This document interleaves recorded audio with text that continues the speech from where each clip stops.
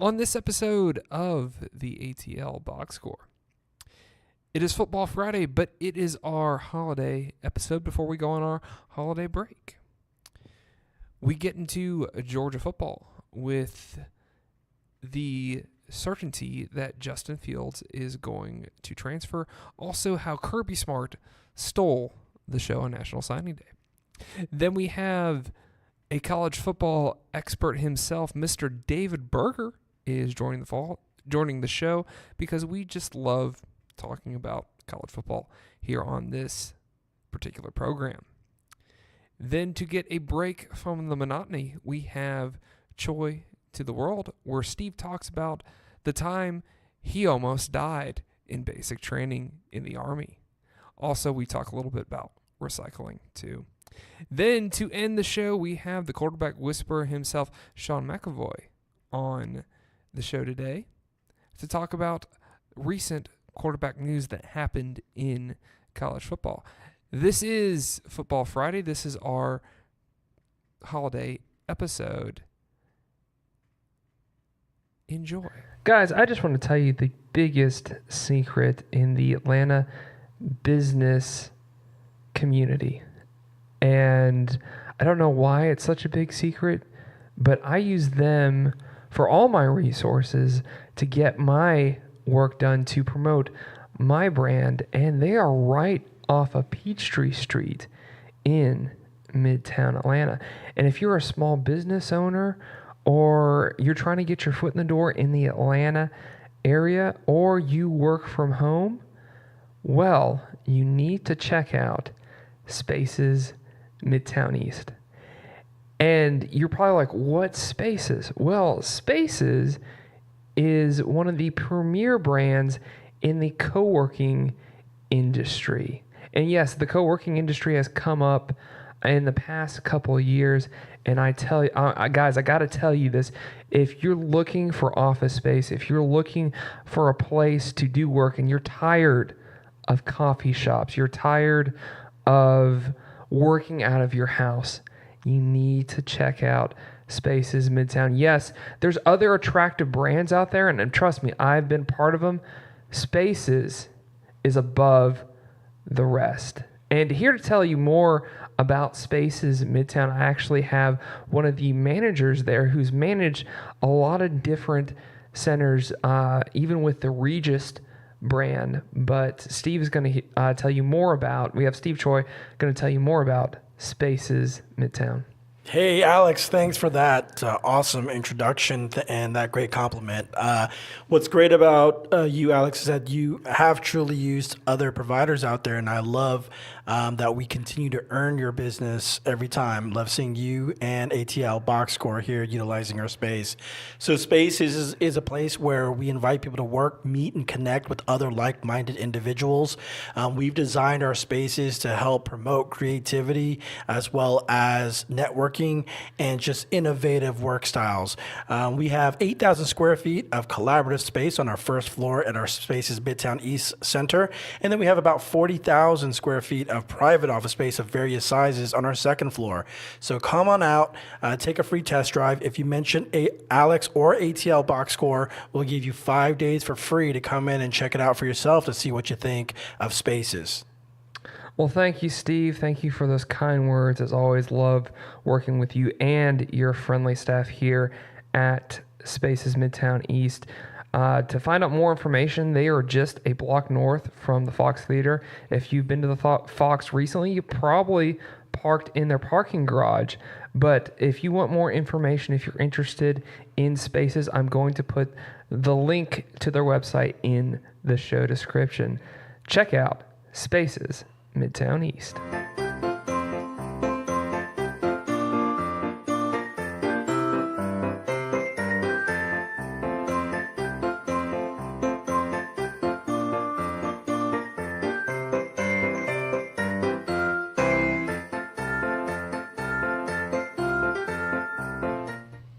Well, we just want to welcome you guys to the ATL Box Score podcast with Alex Berger. And this show in particular, this show is our holiday show. that we're doing. But, I mean, it's not really focused on the holidays. We're still talking about sports. But this is going to be our last show, the last official podcast of 2018. We are doing a Sugar Bowl preview show, and then after that, it's not scheduled right now, but we will talk about the aftermath that happened about the Sugar Bowl. So we're going to get you, if you're a dog fan, we're going to get you ready for the Sugar Bowl, and then we're going to get you ready, or then you're going to hear our thoughts after what happened during the Sugar Bowl. But I just want to say a Merry Christmas, because I know he celebrates Christmas. I know he doesn't celebrate any other holidays, but a Merry Christmas to Mr. Steve Choi. Merry Christmas, sir. Merry Christmas. Thank you. It's the holiday season, buddy. Jingle bells. I know. Yeah. Hey, did you like that little Christmas gift that I gave you? Gave Alex a early Christmas gift. Yes, I did. I liked it. That's in honor of both you, Christmas, and starting your new podcast. Well, thank you. I appreciate that. It was a Georgia Bulldogs beanie. Right. I don't really wear a lot of those, but I'll definitely. But you'll wear this one because this one's awesome. Yeah, I'll wear this one if it gets cold enough. Well, good. But yeah, Merry Christmas. You know about my hair situation. That's right. There's nothing wrong with his hair situation. It's just that it's perfectly placed. So, thank you for saying that. I tried to make it perfectly. Would be out of the question. But I felt like, hey, you never know when you might get stranded. Yeah. And then you could pull out that to keep you warm overnight. Right. I am betting that it's at least going to snow at least one time this winter. I'm sure it will, and I'm sure the whole city will shut down again. Right. But anyways, we're not going to have a white Christmas though here in Atlanta. Yeah, probably not. But yeah, we're having good times. Yeah. What's your favorite Christmas memory? Ooh. When I was in the military. Interesting. Yeah. Germany.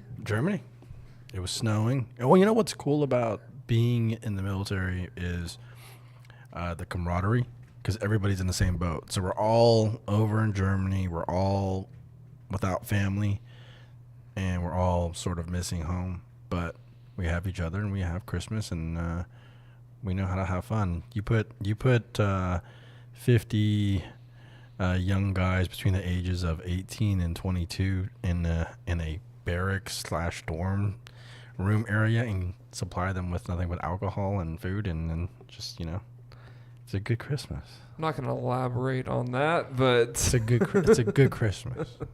I bet it is a good. Oh, we had one thing though. What's that? There's this fun thing that we did for the Super Bowl. So so we were in Germany, so the Super Bowl is always super late for us.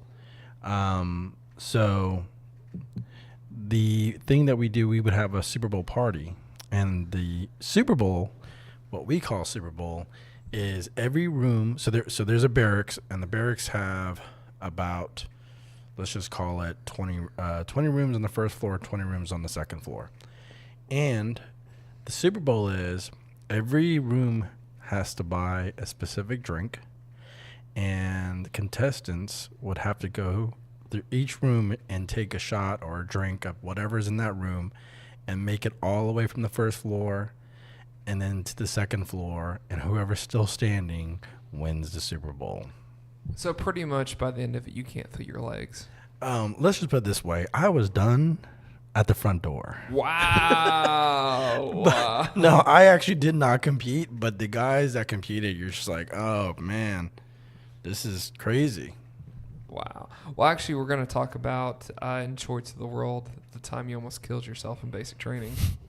Yes. That's going to be a great story. And recycling. So. And recycling.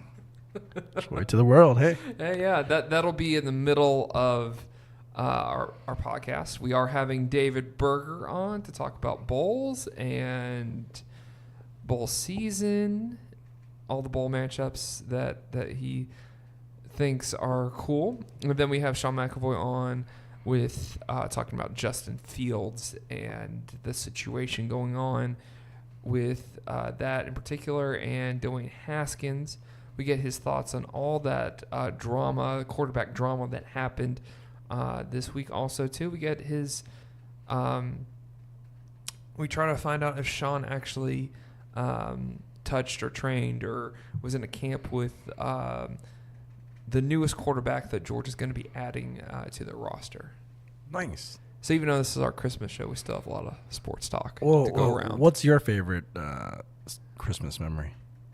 When I was growing up, because having Christmas over at my grandparents' house was all those Christmases that I had growing up when they lived in Greensboro, North Carolina, because they lived in.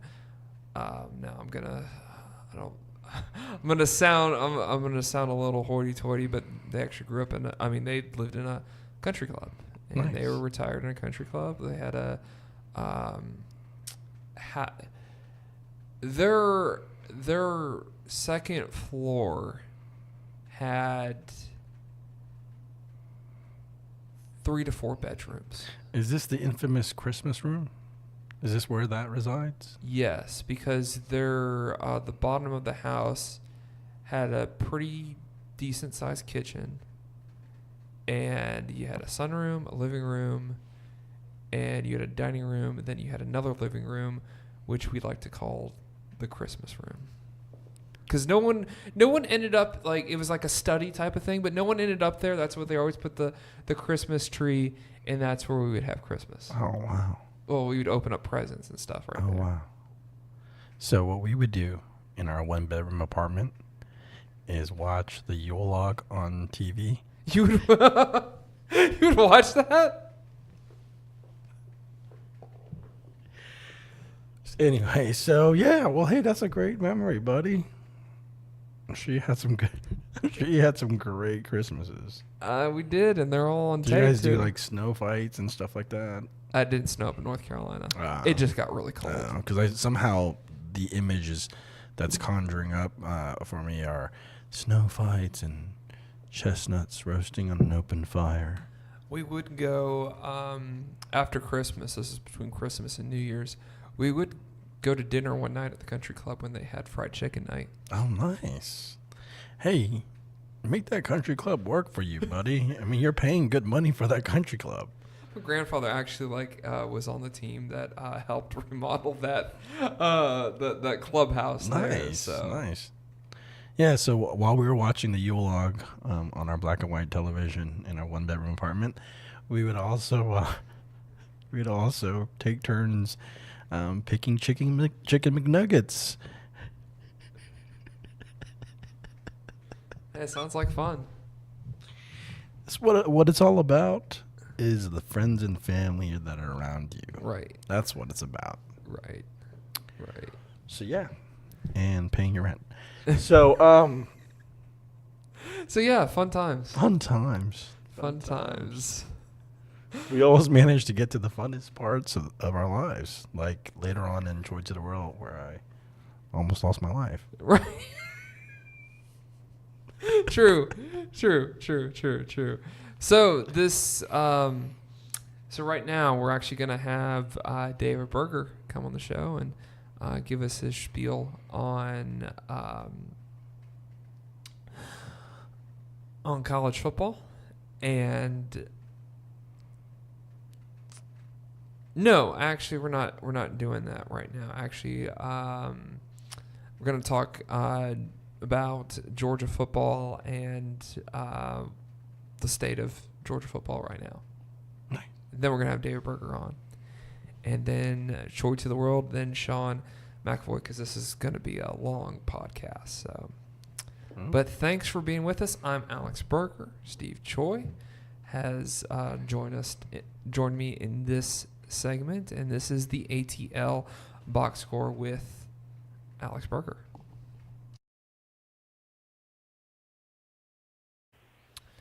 Well, we just want to welcome to the ATL Box Score podcast for his first time, Mr. David Berger. And if the last name sounds a little familiar, he is my younger brother. He is a school teacher by day and a college football junkie by night, and also a Pats fan living here in Atlanta. David, how are you doing today? Because I heard that you were kind of fighting off some illnesses at the beginning of the week. Yeah, I got caught with the flu. I got a flu shot this year, but still somehow got it. It wasn't that bad, though, in terms of the flu. But, yeah, I'm doing pretty good, though. A lot better now. So I got the flu at the beginning of the week, but fought it off. And, here I am on winter break. This is our first day of winter break. So I'm glad I was able to come on, talk some bowls with you and just talk some college coaches with you, or college coaching search with you. But, I'm feeling better. And so just looking forward to the rest of this bowl season. Right. Speaking of bowls, which bowl? First of all, what's your impression of bowl season so far, and which bowls are you looking forward to seeing? I think bowl season's gone kind of as expected.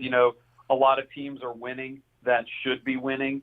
For example, the first ranked matchup was Fresno State and Arizona State, and if you just look at the names, like, oh, Arizona State should win, but Arizona State was pretty decent in their first year. With new head coach. Oh my God, ESPN personality, motivational quote. Yeah, Coach Herm. So at the same time, a lot of people didn't have any high expectations. So Arizona State making a bowl was good, but Fresno State was a really good team. Won the Mountain West this year, and they brought it in their bowl game. They won 31-20 out in Las Vegas. That went as expected. Tulane wave rolled over Louisiana. Utah State pretty much trounced North Texas, which I kind of saw coming a mile away. Georgia Southern did its thing, getting back to its old, traditional roots of winning in the postseason. So and they pulled out a good win against Eastern Michigan, 23-21, and then App State beat Middle Tennessee. And I thought that game would be a little bit closer. App State pulled away in the second half pretty hard, or at least starting the second quarter, going into the second half, winning 45-13. But overall, I think, not a lot of Power 5 teams have been in it. Like I said, Arizona State's the only Power 5 team that's been in it. With us doing this on Friday, you have FIU and Toledo at 12:30, and then Western Michigan and BYU. So you really don't get any more Power 5s today. The next Power 5 team you'll see is tomorrow, and it's Wake Forest. So, not the best matchup, but at the same time, after Christmas is when these bowls really start to get rolling, when you start to see a lot of the Power 5 teams play each other. And those are some of the better matchups, in my opinion. But at the same time, the bowl season with these non-Power 5 teams, they're playing for pride. That's really all they're playing for at this point. A lot of them playing to make a great statement at the end of the season, playing to show these younger recruits, some of these 3- and 2-star players that could rise up to be really good. An example like Antonio Brown coming out of Central Michigan. So a lot of kids that are going to these places not highly recruited, these schools are trying to show them that they can compete and have a good time in the postseason and make it there. And some of these clubs have 10, 11 wins almost, and which proves that they only lost like 2 or 3 games this whole season. Which shows you that they probably lost maybe one conference game and then maybe one non-conference game.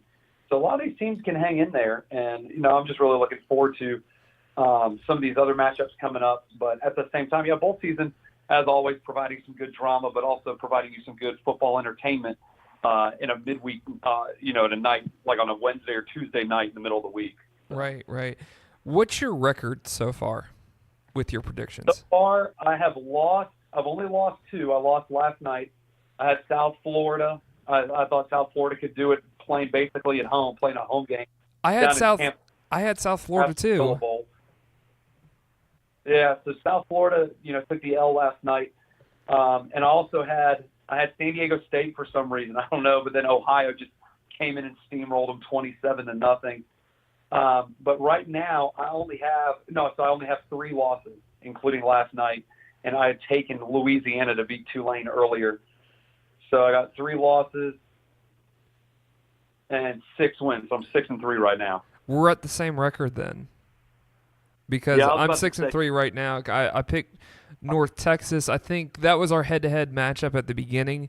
You won that one, and then I think you picked. Did you pick Fresno? Because I picked Fresno State. But there was one Yeah, I think where you lost. Where's that? Where's that first loss?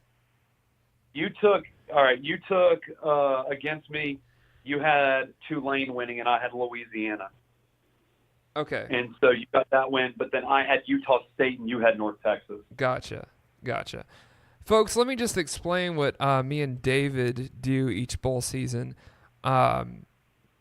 We get a and this is a fun thing to do. I think with ATL Box Score, I think we're going to do something like this next year. But we get a bowl schedule, kind of like March Madness, but a little bit different. We get a bowl schedule, and we just pick the different teams who we think is going to win. Recently, we've just done it for fun. In years past, there's been a little money on the line or a iTunes gift card on the line or something like that. And one of us had more of a Merry Christmas than the other. So this is just some fun thing we do, and I like doing this. First of all, I love college football. And second of all, like I feel like with this, in NCAA, when you're doing the NCAA tournament, if you have one loss and it's like, say, Duke loses to some unexpected team, which they have in the past, like that ruins your whole bracket. But with this, it's kind of like the sheer far away that even if you have a couple of losses, you could ultimately win the whole thing. So that it's I'm about to say it just comes down to the matchups where you pick one team and like I pick one team and then you pick the other. So it just gets down to those. And it's funny if we have an even number of head-to-head matchups that we have. Like, for example, let's just say we disagree on 12 different games. Right. What it basically comes down to is if you go 6, if you win 6 and I win 6, then it just comes down to national championship score prediction, and we just kind of go from there. Yeah, this is the fun thing that I love doing each time of year that that it's interesting to see where we're gonna. I mean, a lot of these matchups too. I think it's 13 this year is our number. So whoever gets 13 kind of wins it all between us. But obviously, if you get a couple more guys, you get a bigger pool in there. That becomes a lot interesting. Yep. So outside of our game that we play, outside of the playoff, and outside of the Sugar Bowl, what matchups are you looking forward to seeing?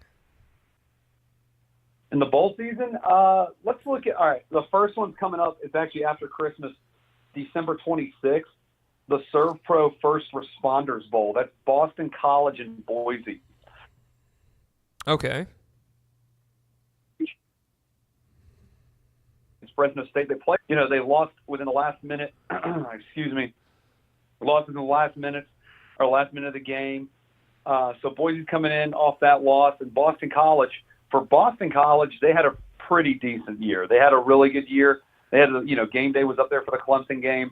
They didn't really show up against Clemson, Clemson just really showed up against them for the most part. But Boston College comes in at 7-5. Boise comes in at 10-3. I think that could be a really, really good game in terms of kind of low scoring, good defense, just like a solid overall matchup. I'd say this game could come down to 23-20, so to say, but I like Boise in that game. I think that'll be a really good one to watch. Locally, for some fans in the area, the Quick Lane Bowl up in Detroit with Minnesota and Georgia Tech. Paul Johnson's last game at Tech. That'll be very interesting to see. We'll probably talk about the new coach that's coming in, Jeff Collins, but this will be the last chance to see Georgia Tech run the triple option. And for a lot of fans, it's kind of a sigh of relief that that's the last triple option. But at the same time, it'll be good to have, or it'll just be good to send off, or his team will want to send him off on a good note in that one. Some other ones I'm looking forward to, a rematch of the Orange Bowl from last year in the Pinstripe Bowl up at Yankee Stadium, where the Yankees lost to the Red Sox in Game 4 of the ALDS. I don't know if Yankee fans really want to talk about that still, but yeah. Anyway, Miami and Wisconsin. All right, both teams 7-5. Both teams really underachieved this year. It's hard to argue which one underachieved more. Wisconsin, they had Jonathan Taylor at running back, Alex Hornibrook at quarterback, so they had all the weapons there. And then Miami, somewhat of the same case. You could probably argue injuries took a toll more to Miami than they did Wisconsin. But at the same time, both teams drastically underachieved this year. So Wisconsin got the better of Miami last year down in Coral Gables in the Orange Bowl. Or not Coral Gables, down in South Beach for the Orange Bowl. But it'll be interesting for me to see how Miami plays in the weather up there at Yankee Stadium. Yeah, really. It is so well played up in the weather here up in Pittsburgh to end the season. And Miami's not usually a team that has done well within the past couple of years in cold weather. So it'll be interesting to see how they prepare for that game. But at the same time, that should be a very, very good matchup. Another one that I think will be very interesting is the Franklin American Mortgage Music City Bowl. That's Purdue and Auburn. And for an SEC, a good SEC Big Ten matchup, on paper you would think, oh my gosh, Auburn should boat race Purdue. But Purdue's offense is pretty solid. Now, Purdue's defense really isn't that good. But then again, Purdue also beat Ohio State by 29 points. So, which one, I guess, weighs more heavily. And I just think that in the end, Jarrett Stidham's last game and all these Auburn seniors and all these Auburn kids that are going to the draft early, they're all playing. They're all giving it one last go around for the Tigers. So that should be a good game. I think Auburn's going to win that one. But that'll just be interesting to see how Purdue's offense does against an SEC defense. And Auburn's defense is pretty solid. Auburn's defense isn't, they weren't, terrible in the conference. They came in very strong at the beginning of the year. And for about the first half of the season, Auburn's defense was very, very solid overall. But no, I look forward to that game, especially as an SEC fan, and just to see how Purdue's offense, that high-tempo, high-powered offense, can do against that SEC defense of Auburn. Another one that's going to be good, a local game, is going to be the Chick-fil-A Peach Bowl, Florida and Michigan. Michigan has already said that they're not, or 4 players on Michigan's team said that they're not going to play in the bowl game because they're going to go into the NFL draft. And I understand that. But at the same time, Michigan has a really good chance to rebound from that Ohio State loss. Took a huge, huge loss under the chin up in Columbus at the last week of the regular season. Didn't make the Big Ten title game. Harbaugh loses another one to Urban Meyer and to Ohio State. And, the list goes on and on for the Wolverines. But Florida comes in, getting a solid win against Florida State in their in-state, Sunshine Showdown rivalry. But our Sunshine State Showdown. That's a tongue twister. Exactly. But Florida comes in with Felipe Franks, and they can really end kind of an up and down season on a good note and give them a little bit more momentum going into next season. So far, the early signing period, Florida's done decent. I wouldn't necessarily say Dan Mullen has far out-achieved Jim McElwain in terms of recruiting, but so far he's done a pretty good job. He got local prospect Tyron Hopper out of Roswell as a big inside linebacker who is one of the marquee players of their recruiting class this year. So Florida has a good chance to do well, end the season on a good note. Michigan kind of has a chance to salvage their season. And you would think with only 2 losses, they've had a great season. Well, when you've lost to Notre Dame and you've lost to you lost to Ohio State, it doesn't look too good for the Wolverines. So the Wolverines have a good chance in this game. I think this game is going to be pretty close, in all honesty.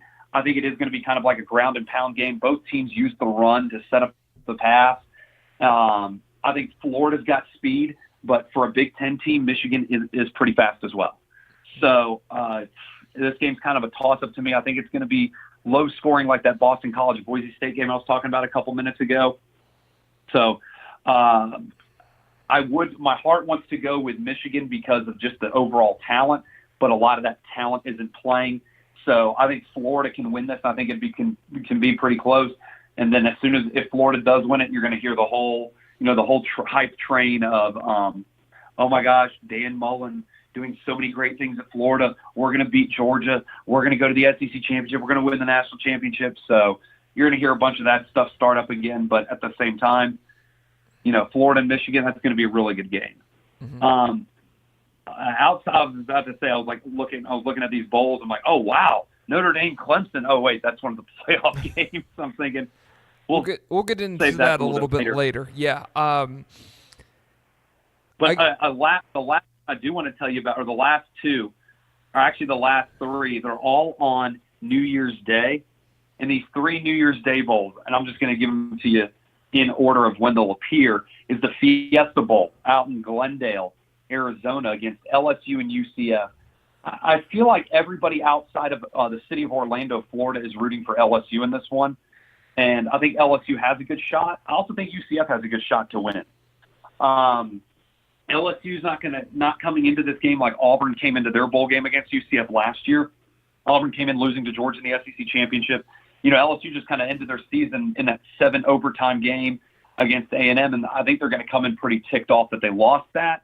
I think that'll be a really good game. I think LSU has the best defense UCF will face all season, and LSU has the best defense to shut them down consistently over time. UCF has had to come back in a couple of games and has won those games in comeback fashion. If they have to play from behind, I don't think UCF is going to win. So I think if LSU can get a good lead early on, I don't think UCF can come back. The next one that day is going to be the Citrus Bowl, Kentucky and Penn State. Trace McSorley's last game. Kentucky had a very good season, an uncharacteristically good season for Kentucky. If they can stick to the Benny Snell running game, they'll be very good. If Penn State stops Benny Snell, and Snell is playing, he says, I'm going to the draft, but I'm also playing in the bowl game. Benny Snell is all about Kentucky. He had a great season this year, but if he's stopped in this game, Penn State has a good shot to win. And Penn State has a good shot just because of the fact that Penn State can play defense against the pass pretty decently to a certain degree, and Kentucky's pass game really isn't that good, to be honest with you. Terry Wilson has been forced to make many, many mistakes in pass games, especially at the end of the season against Georgia and Tennessee, that were kind of uncharacteristic of their team. So if Benny Snell can't get going, Penn State can have an easy day against the Wildcats. And then the last one I'm going to talk about before we get into the other ones, the Rose Bowl, Washington and Ohio State. I think Ohio State will play that whole we're mad because we didn't get into the playoff card, even though they didn't necessarily deserve it. And so I just think Ohio State's just going to come out, and I think it's going to be a good showing for the Buckeyes. Urban Meyer's last game, if I was a betting man, I'd put a lot of money on Urban Meyer in his last game at Ohio State just to go out, just for that reason only. He's going to leave it all out there.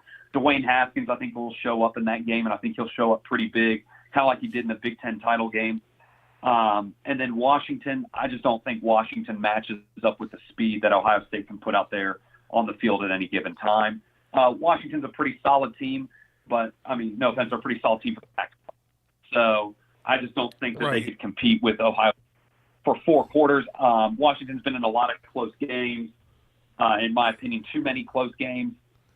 So I just see Ohio State winning this one. Before you get to the next one, we are doing our own show about it. So just don't give it to us all at once. You don't even have to mention it all if you really don't want to. Well, yeah, no, let's talk about it. Okay. What's the next ball? I'll make it brief. Okay. Go ahead. So you want to talk about assuming you want to talk about the Sugar Bowl. Right. But we're going to have our own show about the Sugar Bowl. Okay. All right. We'll edit that part out. Yeah, it'll be interesting. And I'll just say this. I'll give you a little preview. Tom Herman has basically said that Georgia's running backs really aren't that impressive as compared to the running backs he's faced in the Big 12. And I kid you not, I'm not making this up when I say this, he used the Kansas game as an example in defending that. Granted, Texas beat Kansas, but only 24-17, but he still used Kansas, saying we played well against a great running team in Kansas. So I'm pretty sure we can handle whatever Georgia puts on the field. But he had to come back in that game, though. I watched that game. Exactly. It makes me scratch my head and think, he just said Kansas was the team he chose. Now, he also did bring up Oklahoma, which I get. But I just have a feeling Texas has no idea what's about to hit them in the mouth. They are going to get one of the most pissed off Georgia teams in the state of Georgia history. That's going to just go down to New Orleans and want to murder people for what happened in that SEC championship game. And all the demons that got brought out of Georgia in that SEC championship game are going to get brought out in terms of revenge down in New Orleans. So that's my little nugget going into the Sugar Bowl preview show. Gotcha. But let me just say this. When you compare Georgia's running backs and say, they're all right, we played Kansas. Yeah, I'm pretty sure that they're going to prove you that Kansas doesn't compare to Georgia in terms of running backs. Basketball, maybe Kansas is probably a tad bit better. They got better forwards than Georgia in basketball. Yeah, that's sarcastically. But when you compare it, that's like fighting words for the dogs.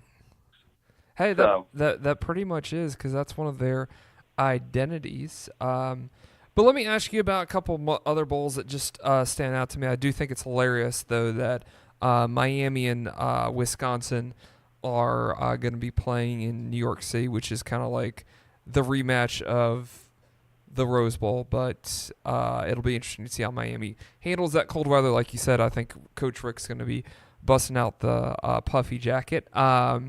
But I like what you talked about with LSU and UCF. That is another interesting matchup. And can UCF make it another year with beating the SEC? But two games that I think just kind of stand out to me right now.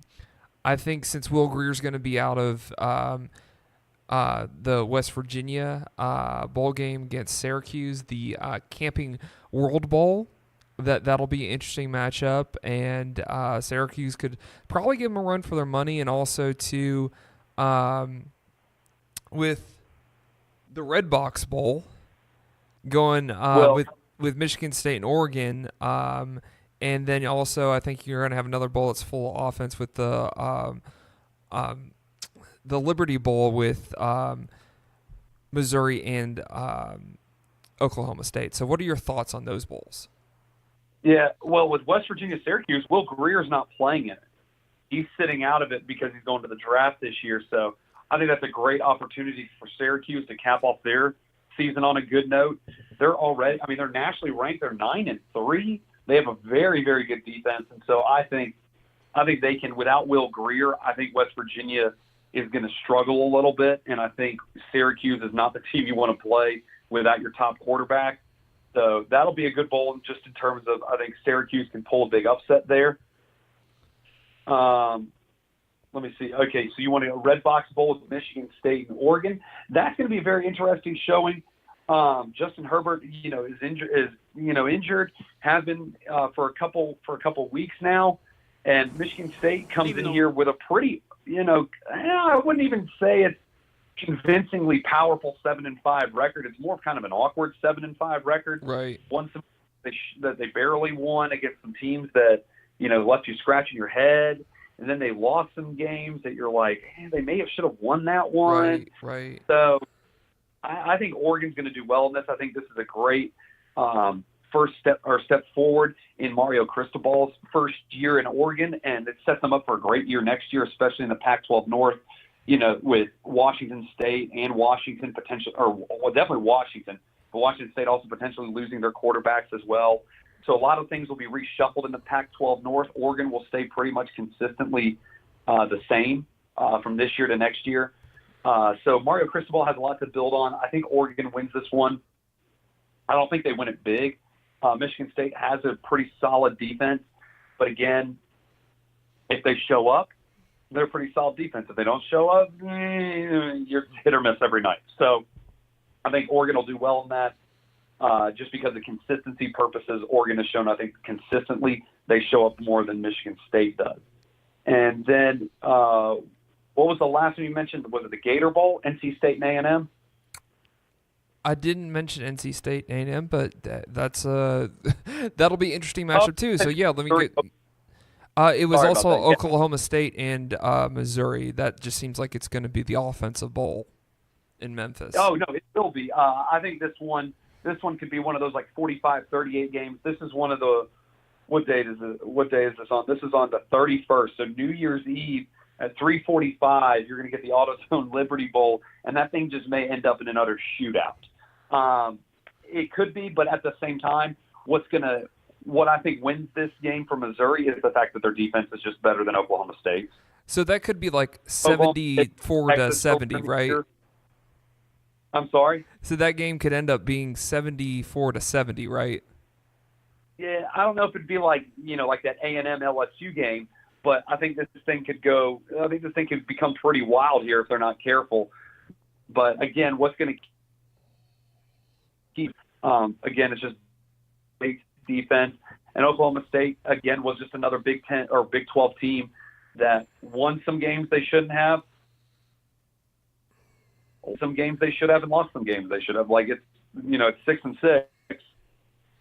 It's just was a toss-up year. It was in 8-4, one of their best records ever, and they're going to end, or one of their best records ever in recent years since Gary Pinkel has left and Barry Odom.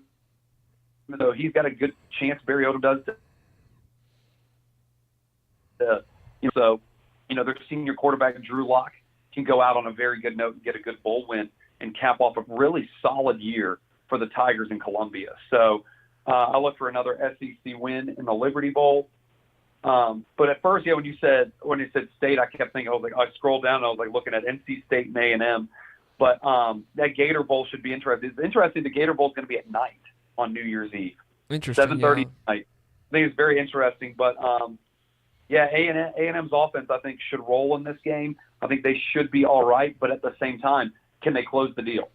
They almost couldn't. They had to come back from behind against LSU to go to overtime, and then 7 overtimes later, we have a 70 something or 72-74 type game, and then NC State comes in 9-3, but at the same time, NC State has proven that they can hang with some big teams.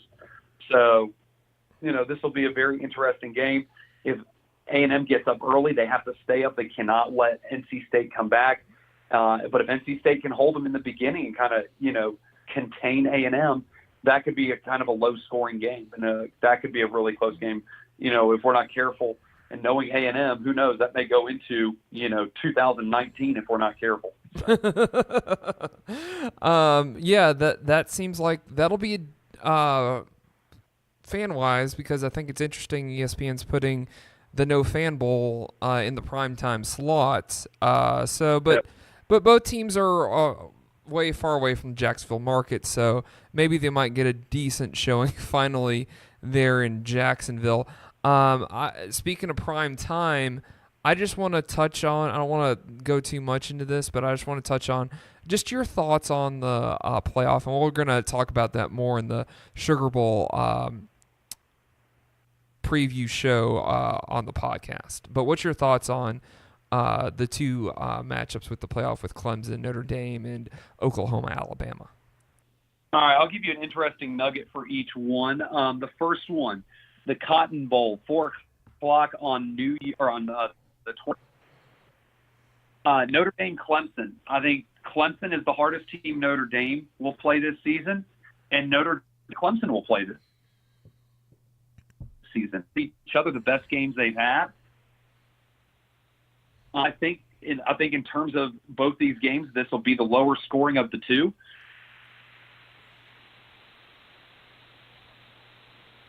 An offensive festival going down in Arlington, but at the same time, looking at the matchup, just for me, I got to go with defense, and so I got to go with Clemson. Clemson has one of the best defensive lines in the country, if not the best defensive line. Solid play at the linebacker position, and given the time off from conference championship game to now, and from when Notre Dame played in Los Angeles against Southern Cal at the end of the season till now, or till I guess December 29th, both teams have enough time to rest and heal. So I think this will be a good game. I think it'll be an offensive game, but I think in the end, again, it's going to come down to defense, and it may not be necessarily defensive power from Clemson throughout the whole time, maybe just making one or two defensive plays. but I think Clemson has the better personnel to shut down Notre Dame more so than any other team Notre Dame has played. But also on the flip side, I think Notre Dame has the defensive personnel to shut down Clemson more so than any other team has shut down the Tigers this year. And then if you look at the Orange Bowl, Oklahoma and Alabama, my nugget for this one is the Heisman Trophy. If you think that Kyle will do with the mentality of the Alabama players going into this game, then you are an absolute moron. And you know nothing about how Nick Saban will use that to his advantage. Tua not winning the Heisman was probably the best thing for Alabama going into this game, because now every person on that Alabama defense is going to say, all right, we got to go after number one. We got to stop one. We got to stop one. And I don't know if Marquise Hollywood Brown is going to be healthy enough for Oklahoma. And if he's not in there on offense, if Brown's not in there for Oklahoma, it may be a longer day for Kyler Murray than what people think. Now, will Kyler Murray get his yards? Yeah, probably. In the past, Nick Saban has been known for his defenses kind of leading the way and his offense being able to score at times to keep them, well enough ahead. But this year, it's kind of tables are flipped. It's the offense that's scoring a whole lot, and the defense that's kind of been playing from behind almost to some degree. We saw that a lot in the SEC championship game. The defense was the one that had to actually make the stops instead of just letting the offense go out there and score. So I think Alabama comes in here motivated, ticked off, and I think their defense plays up for Tua, saying, hey, our guy didn't win the Heisman, so we're going to take it to number one. And I think Alabama's offense says, all right, hey, we're going to showcase all of our weapons even more so than we have this year. And I think Tua's going to be healthy. I think his ankle's going to be all right. He's probably not going to be as mobile, but, I mean, you saw in the national championship game last year.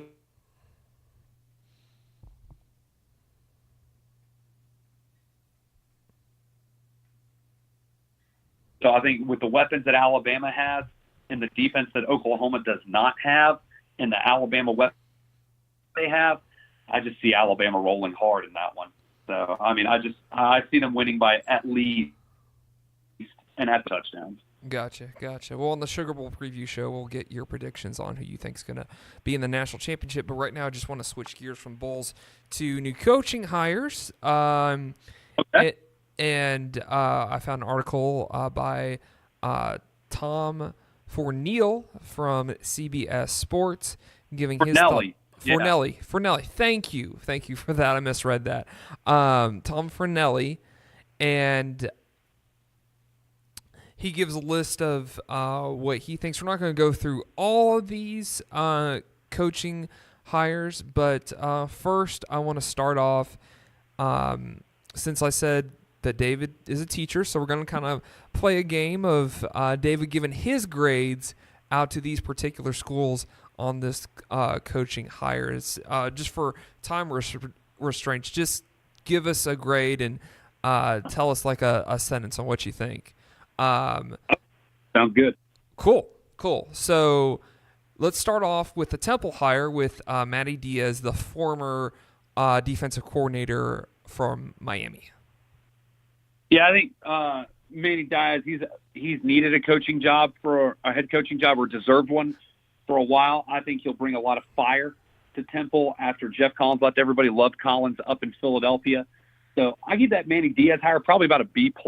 Give him about, out of a scale from 1 to 100, give it about like an 88, anywhere from an 88 to an 85. But again, a B+.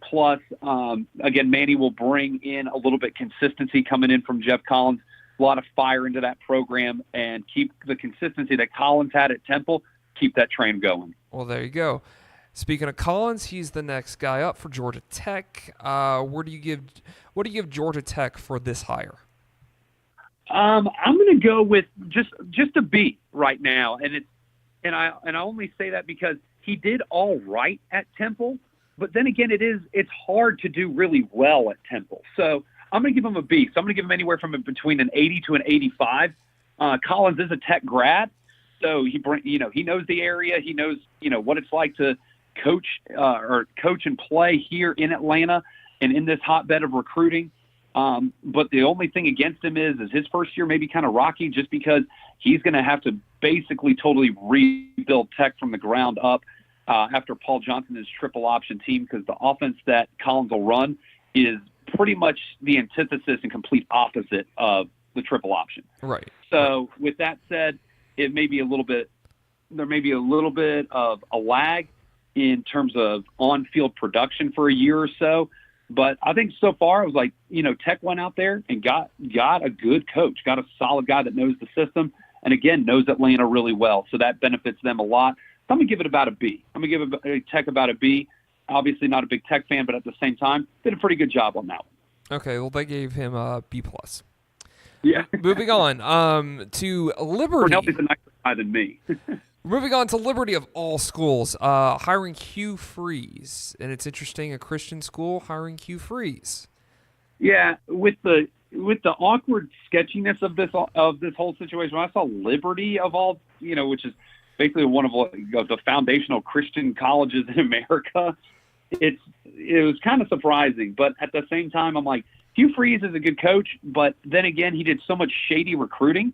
You don't know how good he was with players that he would have recruited, legally, without doing sketchy. So Hugh Freeze is a coach. Yeah, he did well at Ole Miss, but given Liberty's players, I don't know. And he did well at times at Ole Miss, in my opinion. So I'm going to give this one. Barely a B. In my opinion, barely a B. Like the teacher was nice to him and didn't give him a C in the class for the semester. So I don't know. I think Hugh Freeze this will be a very telling sign for him of how good of a coach he is. If he does really well at Liberty, then it proves that, okay, maybe I was wrong and maybe he was that A+ higher.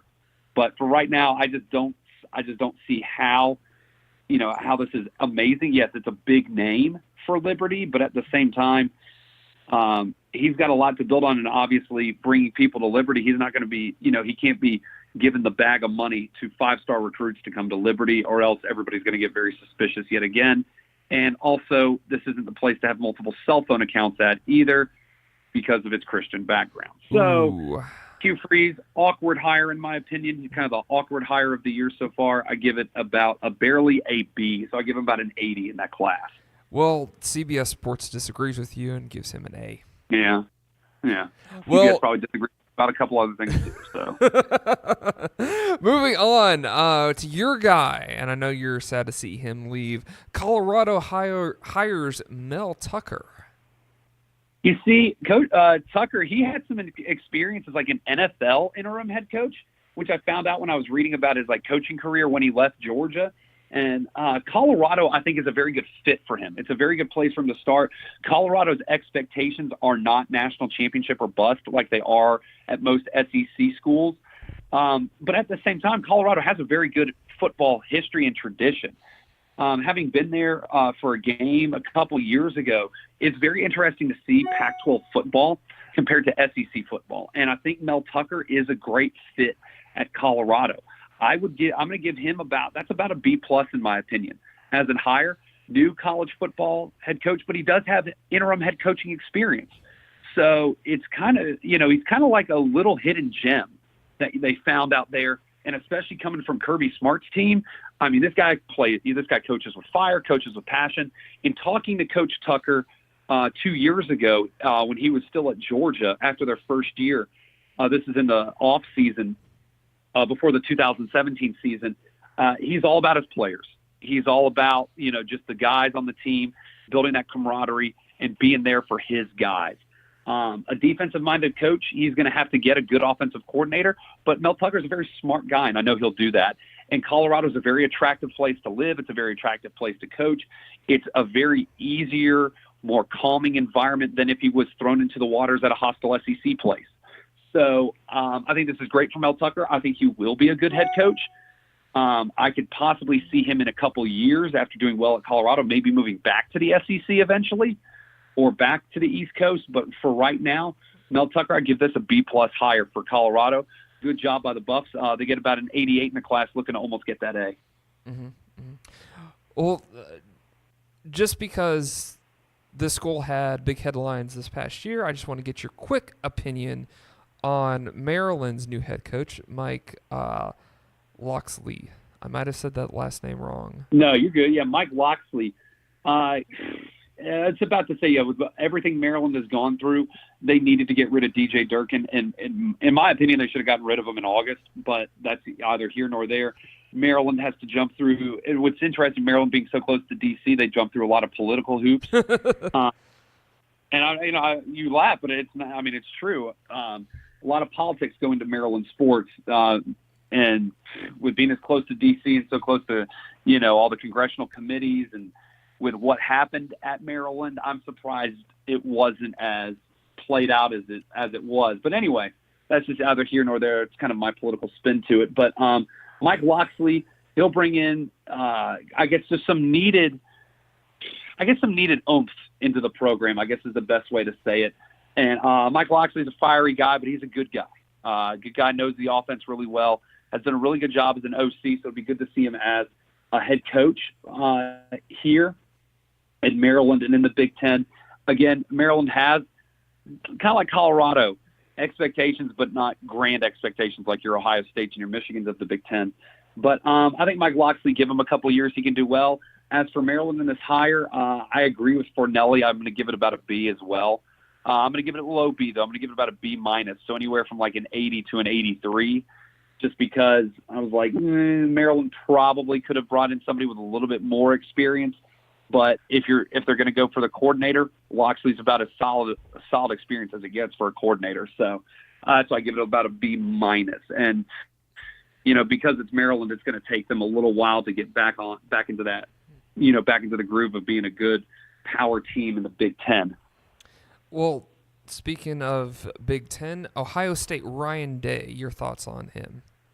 All right. Ohio State's one of the rare colleges where they can kind of hire anybody.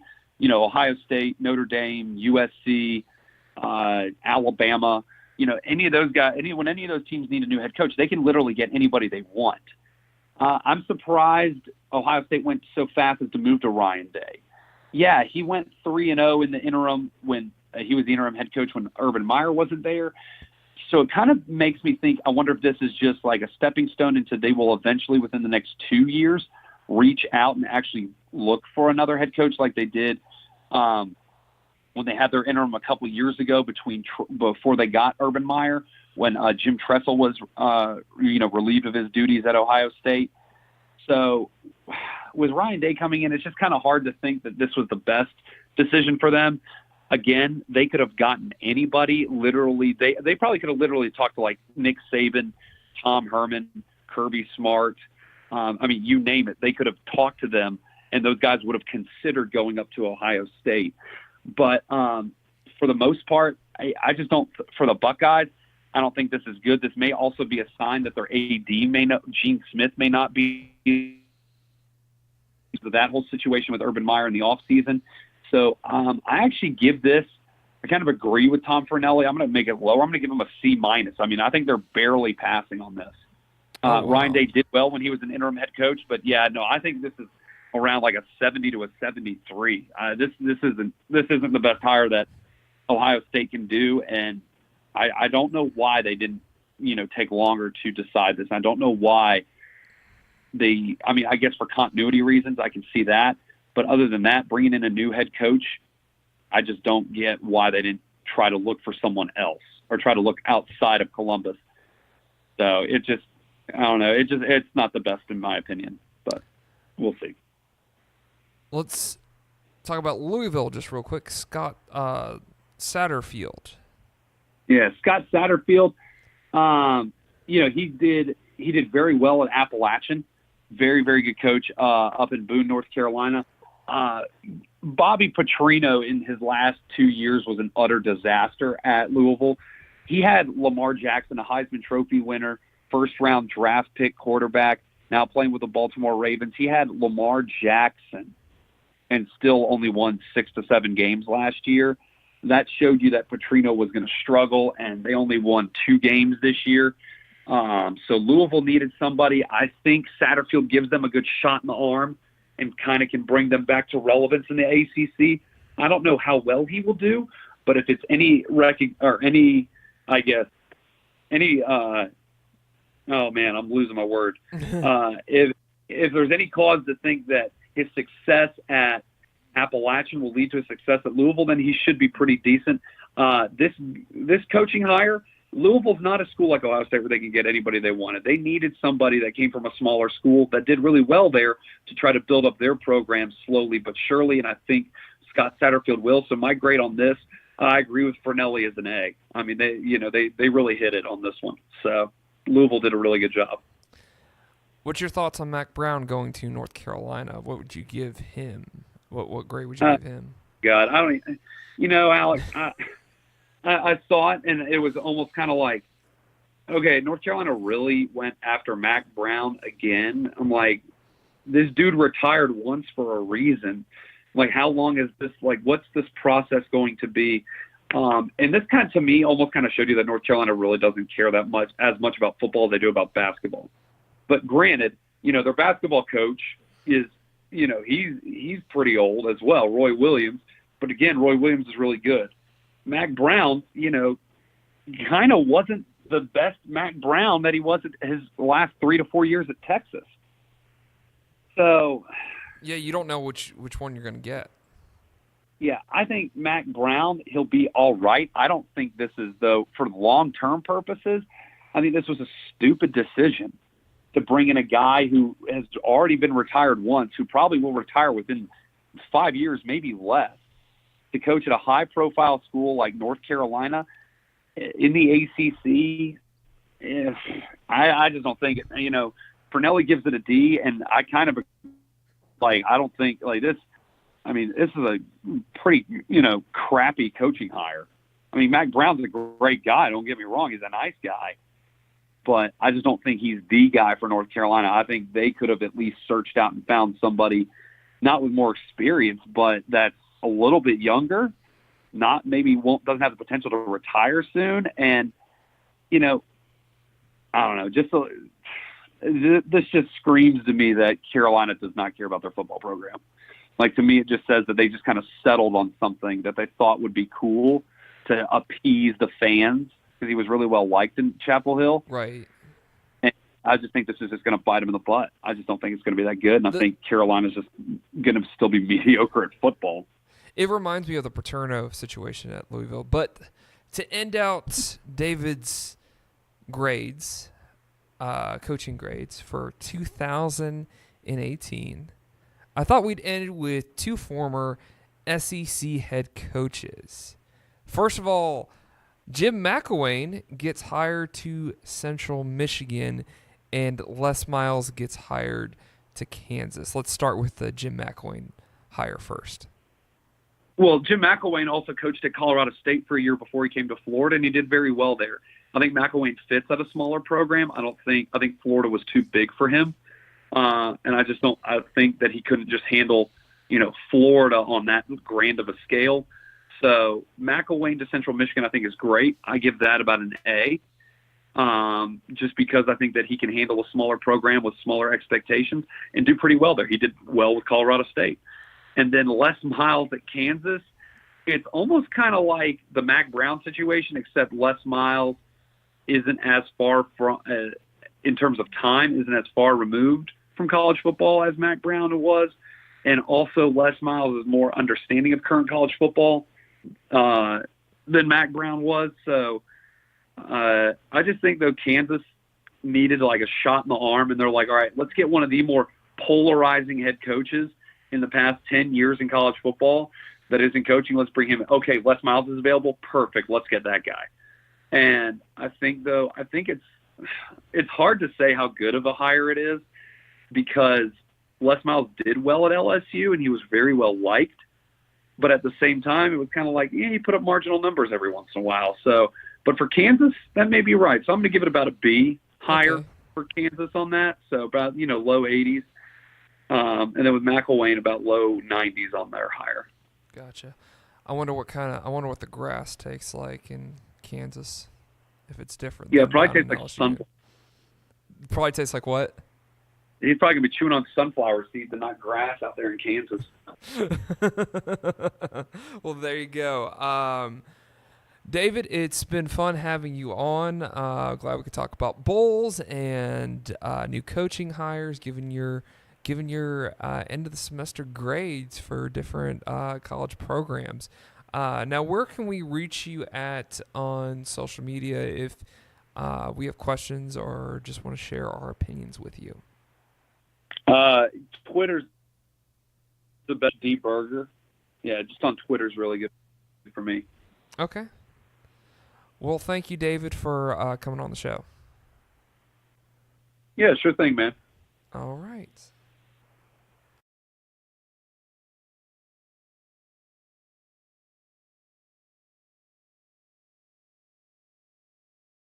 We're giving you guys a break from the monotony of college football talk, our football talk, since it is Football Friday.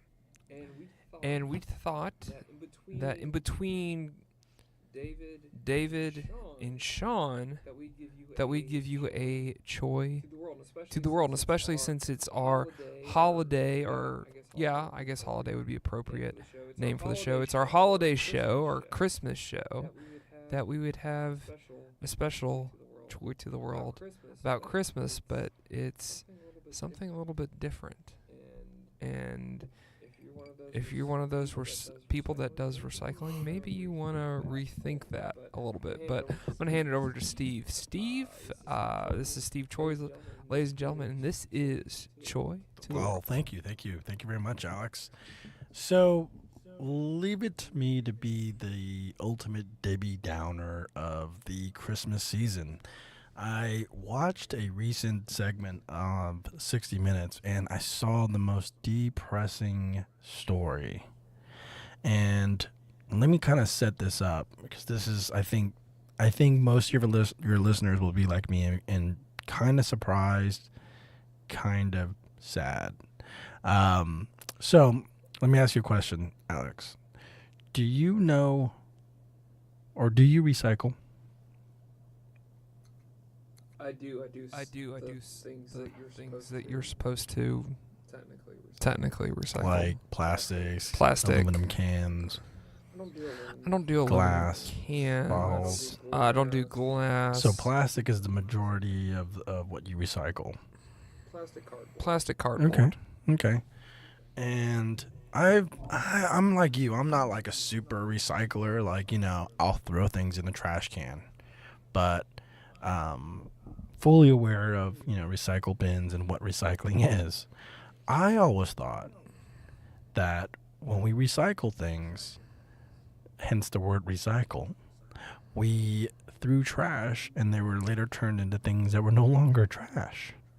What I've discovered watching the 60 Minutes segment was all of the plastic garbage that we've thrown away as Americans do not go to some recycling center and get turned into new products. They actually get shipped to China as trash. And they, in China, supposedly do something with it, yet we don't exactly know what, and we have no access to find out what they do. So they've been doing this for decades. So they've been sending over to China all of our plastic garbage. And recently, China has said, we don't want to be the world's dumping ground anymore. So therefore, we're not accepting any more of your plastic garbage. So now, Let me just ask you this question. Is one of the reasons why they're not doing that, is it because of political climate? I don't want to point fingers at particular people, but is it because of political climate, or is it just they're tired of our trash? so I think it's probably a combination, right? But I think the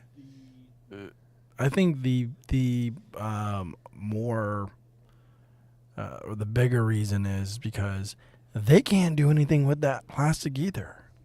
They don't have a miracle Have you ever tried melting plastic? No. So when you melt plastic, it doesn't necessarily reform into something. Plastic melts and it basically becomes destroyed, and then a lot of smoke and chemicals get burned up and thrown into the atmosphere whenever you heat up plastic or burn plastic, right? There's always a god awful smell whenever you smell plastic burning. So I never thought about this, but it's common sense. Like, plastic isn't something like a metal or a glass that can be heated to a certain temperature and then remolded into something. Once plastic is made, it's basically done. That is what that shape is going to be, and plastics last forever. Okay? They don't degrade, they're not biodegradable, so they last forever. Again, I'm not a scientist and I don't recycle. So I'm not like a tree hugging guy here, you know? I'm just like, I always thought that when we recycled, it went somewhere and something was done with it. Well, I discovered that no, it was just taken out as trash and sent to China, and we would pay China to take the trash and they would collect it. Well, now, But you would think that they would do something with and it. they claimed they could do something with it. But they never really told us what they did with it, and quite frankly, we probably didn't care. Like, yeah, I don't care what you do with it. Just take it away from us so we could pretend like we're recycling this. So it's a sham. So here we are as Americans thinking, oh, all of my plastic trash is actually going to help the environment. I'm actually doing something positive for the environment. But really all you're doing is just moving one trash from one area to another. Oh, and by the way, there's a huge collection of plastic trash in the ocean, which sea life and animals are eating. So let me get back to that point. I was surprised to hear and learn this. And what's more surprising is not so much that we're dumping trash in other areas or China's accepting the trash. That's neither here nor there. It's just the fact that something that we grew up with is sort of like learning that Santa Claus doesn't exist. You mean to tell me recycling doesn't exist? You mean to tell me when I throw this thing into this bin, nothing's really gonna happen to it? That it's still gonna have the same environmental impact as if I would have just thrown it into the regular trash? So what you're saying too, it's because the way I figured out that Santa Claus probably didn't exist is because one, all like you're encouraged to buy stuff at this time of year, and two, flying around the world in one night just didn't seem logical. Basically, melting a piece of plastic and turning it into, I don't know, a jock strap no longer really, it doesn't make sense to me, right? So, But at the same time, with Santa Claus, I do want to believe. and I want to believe that the world is in a better place too. The Polar Express does exist. But now you know that the polar caps are melting. Okay, I'm not trying to be. Okay. Look. This bottom line is this. So, Alex, I know you're a history buff, and you know the historical significance of Midway, right? During World War II. Right. So, this 60 Minutes segment, they went to Midway, where there is a large population of albatross birds. Okay, and so they are saying how Midway is a collection point for a lot of the world's trash that gets thrown into that ends up in the ocean. Okay, and so to prove their point about how damaging this plastic and the trash is to the environment, they were showing carcasses of dead albatross that have decayed, and the only thing left are their bones and plastic material where their stomachs were. Wow. Right. Whoa. I mean, literally, there's like a carcass of a bird, and where the stomach was is full of plastic material, and so I'm just like, whoa, mind blown here, because this is stuff like you eat seafood. People eat seafood. People eat fish. These fish are eating these plastic things. They're trash. I don't know. All I know is, again, I'm not going to debate the environmental impact, but it's kind of hard to deny the fact that that this trash has to go somewhere, and it's going places where these animals never ate trash before. Now they're eating trash. Okay. First of all, if you heard any background noise, I apologize, because right now we're somewhat recording in a construction zone. But we thought that this would be it's kind of hit or miss when we record in this particular place. When you say that it's like you don't, when you show up, you're not sure where the noise is going to be. They're transforming this old development to a new beautiful one. Oh, it's gonna be great Yeah. when it opens. I wonder where they're going to but throw it- away all that plastic. Or just waste in general. You know, too, I thought about this when you brought this up, that with toys in particular, Yes. that it's kind of like a toy has a shelf life, Exactly. unless it's of some sort of sentimental Sure. value, and it's kind of like, and obviously retailers and that's why they keep on getting our money, because they can invent new things and they can make it look better, or make that particular thing look better than the next year, and that's why we keep on buying right. stuff. Like that's why I keep on buying Nike Georgia stuff, because it looked better than the year before. Exactly. So That's the kind of culture we have. Is always replacing. New and right. improved is probably right. the worst thing that ever happened to someone. And I'm gonna tell you this, folks, too. Like, I'm a sucker for that stuff too. Like, I'm a sucker for new Nike Georgia stuff. And I'm not. And hopefully, we're not trying to convey like an anti point on all this stuff. Right. We're just trying to say this is what's going on in the world. And it's crazy. And it's just crazy. Like I crazy. said, it's not really going to change how I live my life. I mean, I'm just going to be 100% honest. Like someone said, oh, reuse your plastic stuff. I'm like, man, I go through like water bottles like it's nobody's business, and I dump that bad boy right back into the trash. I'm sorry for the future generations, but I do. And while this shocks me and depresses me, I'm kind of like, maybe I got another 40 years left. So I know that's a real bad way to look at it. But I'm kind of like, I'm set in my ways. I like to drink, bottled water. Right. I do And too. so it's just sad, because it's like, yeah, man, maybe if we would have known 30 years ago when recycling was, becoming all the rage, and then we don't really recycle this stuff. We just, send it over to another country. FYI too. I know the World of Coke, and maybe this is the only place on Earth. The World of Coke in the gift shop museum, the gift shop area of the museum thing they got going over there at the World of Right. Coke. They actually have like notepads and different kind of school supplies and other random things that were actually from recycling. Nice. So I mean, there are things that are clearly made from recycled material, right? And I just don't know. I mean, I think, to me, I was surprised to hear about this. What really makes me feel like is what other things do we think happen that really don't happen? right. Like, Well, there's a lot of things that happen behind closed doors that we don't want. that we don't want to know, about. but like, how much Right. is out there? I mean, really? Oh, it's probably a lot. Another thing though that I was thinking about, especially since we're kind of on plastic and toys and stuff like that, was the fact. I know a couple of years ago, when they, I think it first started with squirt guns. I'm not totally sure, and I'm not trying to be accurate here, but I thought was pretty pretty surprising to me. And I would have loved it as a young boy growing up. I'm gonna say that right now.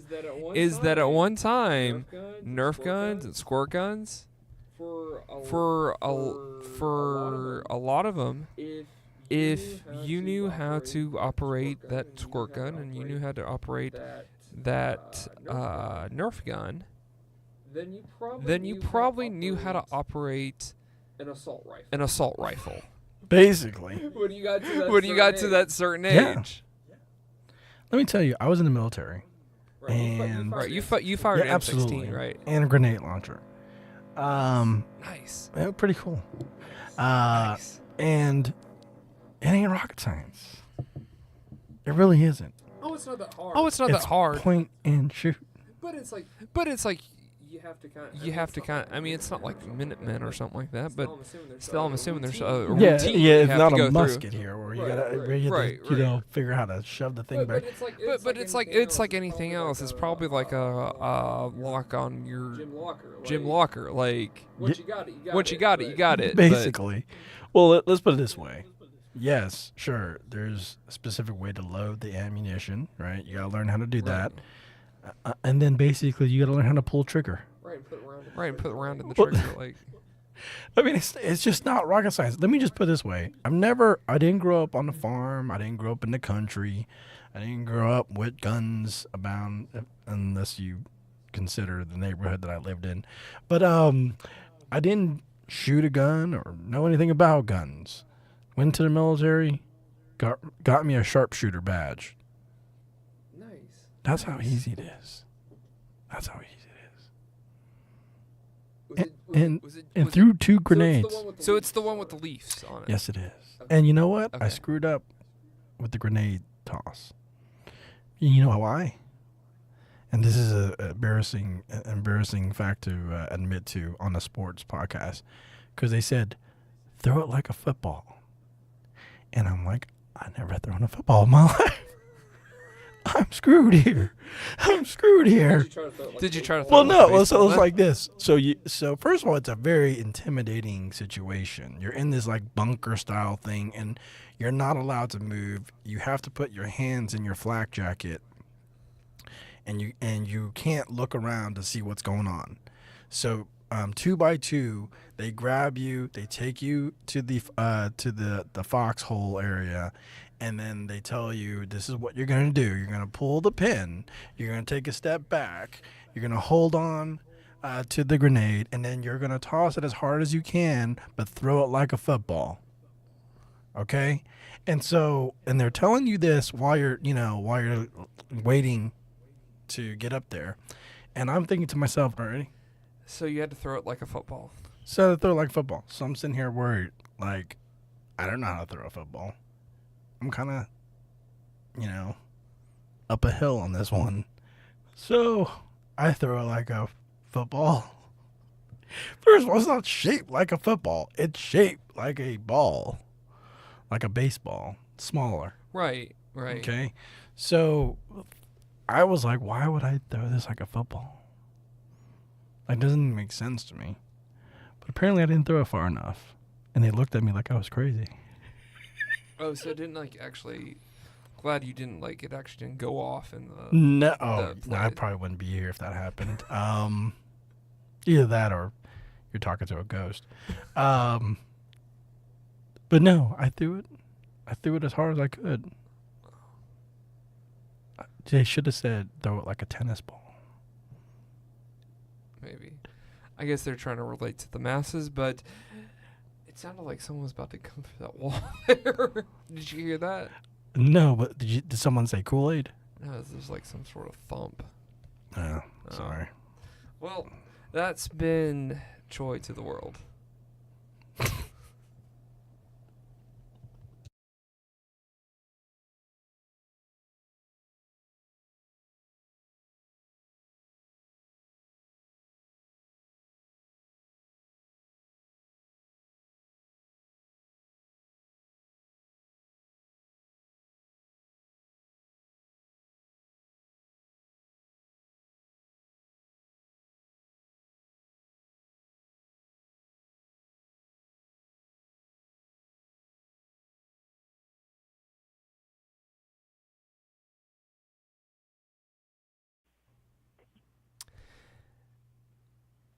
Now we have Mr. Sean McAvoy coming on the ATL Box Score, and he is living the American dream because all he does for a living is just train young quarterbacks, and especially here in the metro area, this is kind of like, for people that don't know this area, this is kind of like the Disneyland of D1 prospects, and quarterbacks are definitely in that category. So, Sean, how are you doing today, man?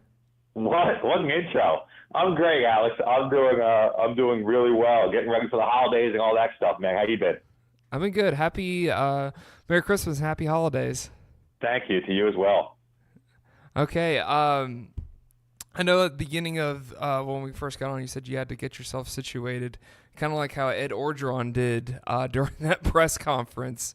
No doubt. As you called, I had 3 kids running around the house, fighting with each other, yelling at each other. So I had to make sure that they knew that I had to talk. Not necessarily a press conference, but I had something going on and they needed to cool it down. So I feel like Orgeron right now. For a while, I was always like, how is he a head football coach? And then I saw it the other day. I'm like, oh, okay, now I get it now. He's old school. He does things his way, man. But that was a funny little clip. That was hilarious. But since it was National Signing Day, I saw that your guy actually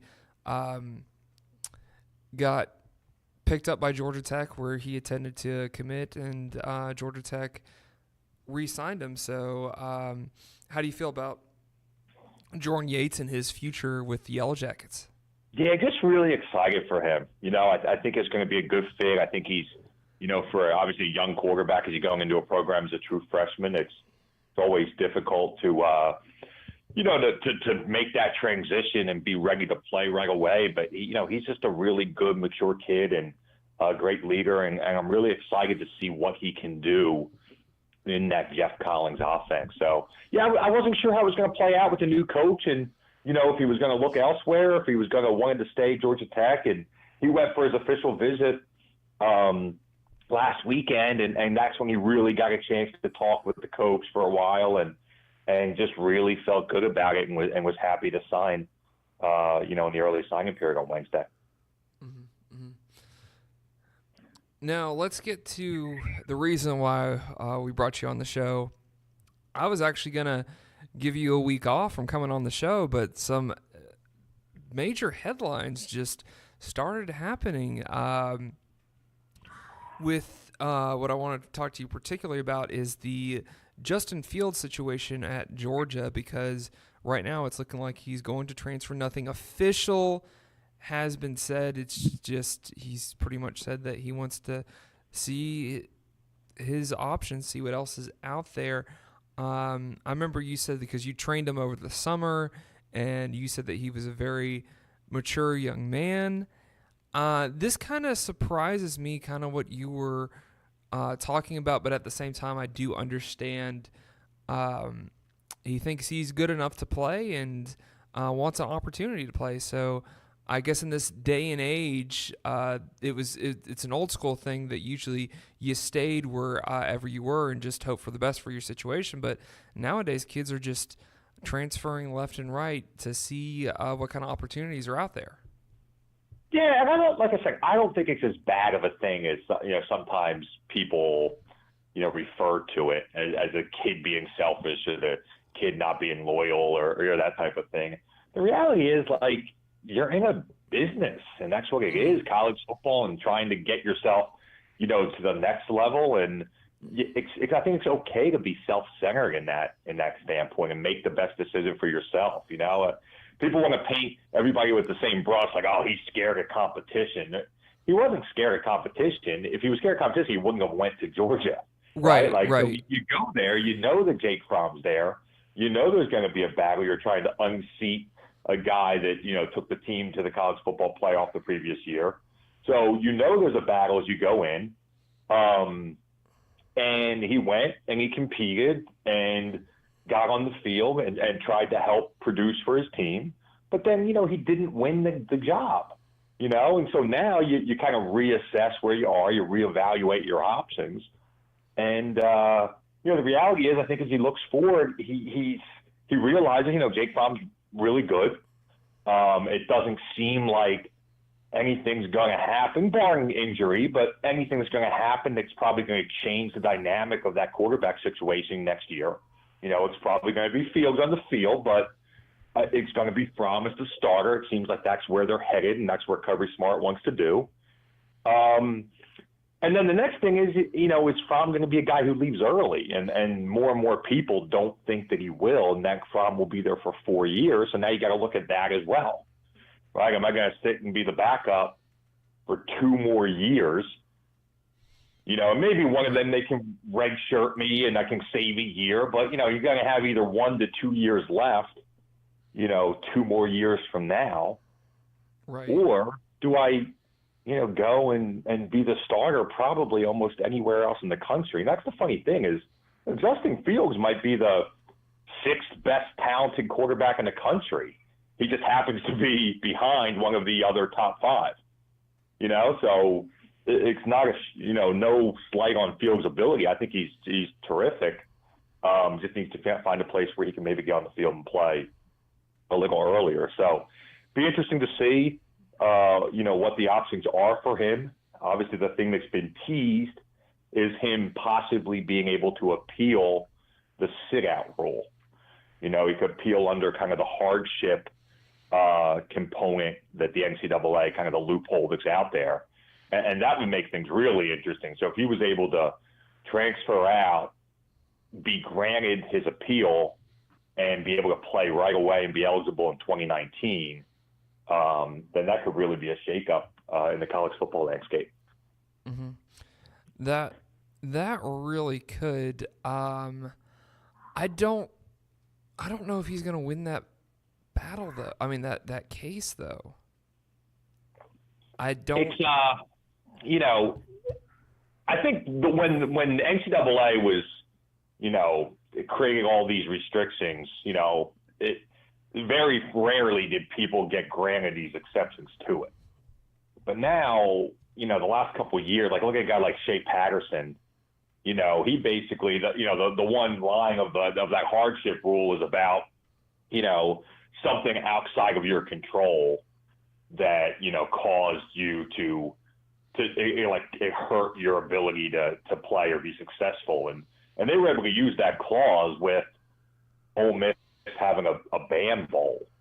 You know what I mean? Like, right. I don't think that was the intention of that rule. This rule is like, if God forbid, like you have a family member that passes away or like, gets sick and you got to go home, things of that nature that are really creating these extreme circumstances. That's why that loophole's there. Your team getting a band bowl isn't a extenuating circumstance that, in my opinion, but they granted him. So now that they're opening up the doors and, you get the right lawyer makes the right case, Justin Fields thing's going to be interesting. It seems like the appeal is going to be stemming from, some of the racial discrimination stuff that he felt, the one really blatant incident of the player on the baseball team, who shouted the racial slur at the game. And so, how much does the NCAA want to be on the other side of that argument, right? I think that's a very real thing you got to look at is if you got a player who's going to say, hey, listen, man, my experience here, as a black quarterback in Georgia and, some of the way that I've been treated when I'm walking through campus. And then here's one example. I was actually playing a game and it's being shouted at me from the stands. I'm not sure if whoever is making that decision at NCAA wants to take the other side of, kind of a hot topic, racial issue. So I don't know. It'll be interesting. It'll be interesting to see how it all plays out. But, if he, like I said, if he's able to get the exception, and I'm at the point now where I wish all the kids could just transfer and play right away. I don't care. Right. You only care if you care about like the team. Like if you're a big Georgia fan, you don't want him to. But if you're just, watching football and pulling for these kids, then anything that makes their life more, easier and gives them more opportunities is something I would root for. So if he gets to play right away, I think, there's a guy that's going to make an immediate impact. And, there's a lot of teams out there that could use a really dynamic quarterback like Justin Fields is. I'm really looking forward to seeing what all plays out. I'm just curious, Sean, since we're on this. Little bit of similar things sort of happened earlier in the season. How did you feel about the Brian Kelly situation at Clemson? Kelly Bryant with leaving. Kelly Bryant, yeah. My bad. Yeah. Kelly Bryant, my bad. Are we talking Notre Dame or? No, so I'm with you. When you have the same name, sometimes I just get that confused. No doubt. No, I'm with you. I very much the same way. It was in Kelly Bryant's best interest to leave when he did. And I think very highly of Dabo for bringing him, in and explaining what the thought process was and giving him that option. Like I said, everybody knows this, but all Dabo had to do was let Kelly Bryant be the starter for one more game. Then if he makes the move to Trevor, that's it. Kelly Bryant's done playing college football. He's got no other options left. So I think Dabo Swinney took the high road and after the fourth game said, hey, listen, I think long-term our move to Trevor Lawrence is going to be our best opportunity to win going forward and to win a championship. And I want to tell you now, so, you can still keep your year of eligibility if and Kelly obviously jumped at that opportunity. Once again, he's trying to figure out how he can best set himself up to have a shot to enter the NFL in a year. And, obviously he felt that Missouri and developing under some NFL caliber coaches that have, been known to develop quarterback talent the last couple of years. And now he gets one more shot to go on the field and hopefully raise his draft stock a little bit. But, everybody wanted to compare Kelly Bryant to Jalen Hurts. Oh, look what Kelly did. But Jalen Hurts, man, he was loyal. He stayed. Well, they're in two completely different situations. Jalen Hurts got a couple years of eligibility left. Jalen Hurts was finishing his degree so he could grad transfer. It was in Jalen Hurts' best interest to stay and finish, so then when he transfers, he doesn't have to sit out. Kelly Bryant didn't have that luxury of staying. If he did, that was the end of his college football career. So you got to look at all these situations, uniquely to each player. But I just never going to have an issue with any, especially quarterback because there's just so few opportunities to get on the field. But really, any player that's making a decision based on what's best for them, it's hard to fault that. Now, the two places that it looks like Fields is going to go is Ohio State, depending on the Dwayne Haskins situation, and Oklahoma. You've actually seen this guy throw and you've trained him up close. In what offense would his skill sets be best suited at? That's really the difficult thing. I put a lot of faith in those two coaches, right? So you're talking Lincoln Riley, you're talking Ryan Day. They've shown an ability to adapt their offense to whatever type of quarterback they have, right? Obviously, Justin Fields isn't Dwayne Haskins, right? But Justin Fields is a little bit more of a harken back to, like a JT Barrett type and guys that had a ton of success, right? In that Ohio State type offense. So, but Justin throws the ball super well. I think he's a true dual threat. I think he's going to surprise some people with how talented he is once he gets the opportunity to play. I think he's a lot more seamless transitioning into a program like Oklahoma because, he's very much in a Kyler Murray type of offense, could run that and be very successful, the same type of great athlete. Justin Fields, another guy that would a big baseball prospect out of high school and probably had as many opportunities to go play college baseball as he wanted to.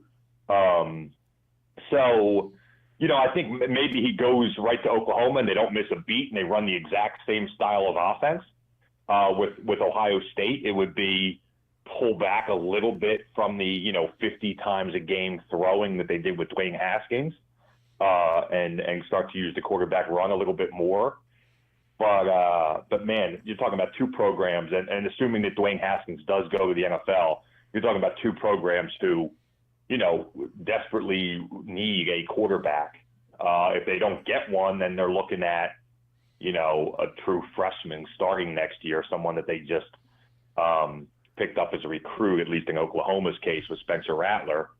And then in Ohio State, you're looking at like a Tate Martell, just guys that you'd be interested to see how they actually transition and play at the next level. So two guys that seem like two programs that really could use a quarterback. And, like I said, I think super highly of Justin Fields. And,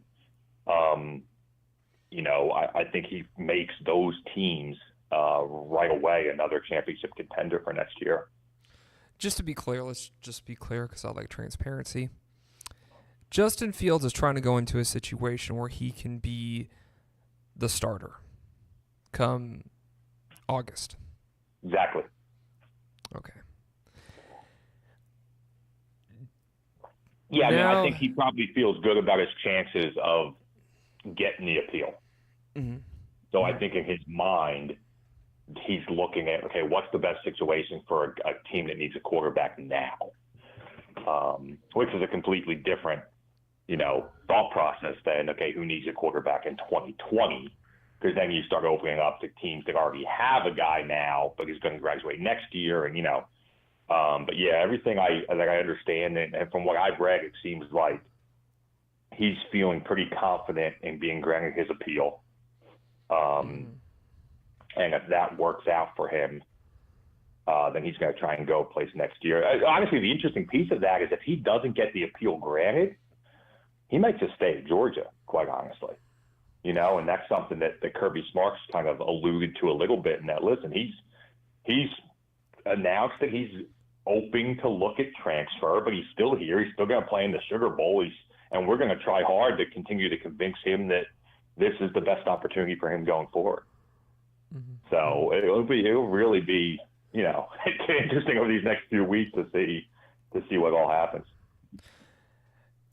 Now you've had time to, especially this past year, you trained a lot of different types of quarterbacks, but you've actually spent a lot of time with Dwayne Haskins. And I just want to get your thoughts. Do you feel like he's going to go to the NFL? And when you trained him back during the spring, did he look like back then that he was going to be potentially a first or second round quarterback, depending on how his season went? It's so difficult to project a guy who really hadn't played yet, right? Now he played at Michigan last year and ended up winning that big rivalry game when he had to step in for J.T. Barrett. But overall, he hadn't played much and certainly hadn't done anything over the course of 12 games in a season. So it's always hard to project that or how it's really going to play out. But no, when I saw him over the spring, he came down with a bunch of our college guys for a little spring break quarterback camp. And I've said it many times to this day, he's the best quarterback I've ever seen throw live. So in person, on the same field, watching the guy just throw the football, I've never seen anyone throw like him. He throws right now like NFL guys throw. So the question was going to be, okay, but then how does the mental preparation and, being able to read defenses and read coverages and go through the grind of, that season when you're playing some really good teams in the Big Ten and, you got to get through Michigan again, you got to play Penn State, in tough environments there in Happy Valley. And so that was going to be the unknown piece of it. But from a physical skill set and what he's just able to do as a quarterback, he reminds me a lot of like a Ben Roethlisberger type, big body, can just flat out throw the football, but is like sneakily athletic. Has some rushing touchdowns, makes some plays with his feet, can buy himself some time if the pocket breaks down. He's as prototypical to me as a guy who's going to be successful in the NFL as just about anybody coming out of the draft. So yeah, I thought he had the potential. The funny thing is he's only a redshirt sophomore, so this is his first now year of eligibility to go to the draft. Yeah. Potentially he could play 2 more years of college football if you wanted to. So now to me, you had such a dynamic season, one of the 3 Heisman finalists. I'm not sure there's anything going back to college that's going to help raise his stock. Uh-huh. There's a maturity thing you could talk about. You could talk about, just him developing another year of, everything around it before he's tested at the NFL level. But I think guys realize now that to develop as an NFL quarterback, you kind of have to be in the NFL. Right, right. So, once again, and I'm not telling any secrets here. I haven't talked to Dwayne about this specifically over the last month or so. But yeah, I would think that he's primed, especially in a draft class this year that, maybe isn't as good as they project it to be next year, when guys like Tua and some other guys might be able to leave early going into next year. I think Dwayne right now, with what he can do, his body of work and, what he is as a quarterback, this might be the best time for him to do it. I'd be kind of surprised if he doesn't go to the draft. Well, at the same time, too, it's kind of like if he comes back, like what you said, he's pretty much NFL ready. He just needs to get into the league, but it's kind of like, what do you want to achieve at Ohio State? Do you want to win a national championship? Well, it's kind of looking like right now, since Urban Meyer stepped down, that honestly, that Ohio State's going to be in a rebuilding year next year and probably the next year, depending on how this next football season shakes out. Yeah, it will be interesting. They did a nice job recruiting, and that was one of the question marks. So, wow, now that Urban Meyer's not there, are they going to be able to recruit the same way they used to? And just from what happened a few days ago in the early signing period, they still recruited very well. I'm not so sure. I think Ryan Day, those players seem to really like him. And like I said, if they either Dwayne stays or they get a Justin Fields, I'm not so sure how much of a rebuilding year it's really going to be. But that being said, are they going to be able to beat Alabama or beat Clemson and win a national championship? I think it's going to be hard to do much more than they did this year. Right. Being a team that, you could argue was one of the 4 best, but obviously didn't quite get there. So, yeah, I just, to me, I just don't think there's very much that he'd be able to do that would be worth him going back for one more year. But we'll see. Yeah, I agree with you. I mean, when I said like rebuilding, I meant like from I guess going against like national teams getting into the playoff, but I could see them. I could see them just going through the rest of their Big Ten schedule like it's nothing, like they usually do. Yeah. And probably like the biggest stumbling point would be that Michigan game. So. Well, that's the funny thing is I don't think anybody was projecting Ohio State to be as dominant as they were this year. Because they had a new quarterback, right, and unknown in Dwayne Haskins, and Urban Meyer's health, and there was all obviously the 4-game suspension to start the season. There was a lot of swirling stuff around Ohio State.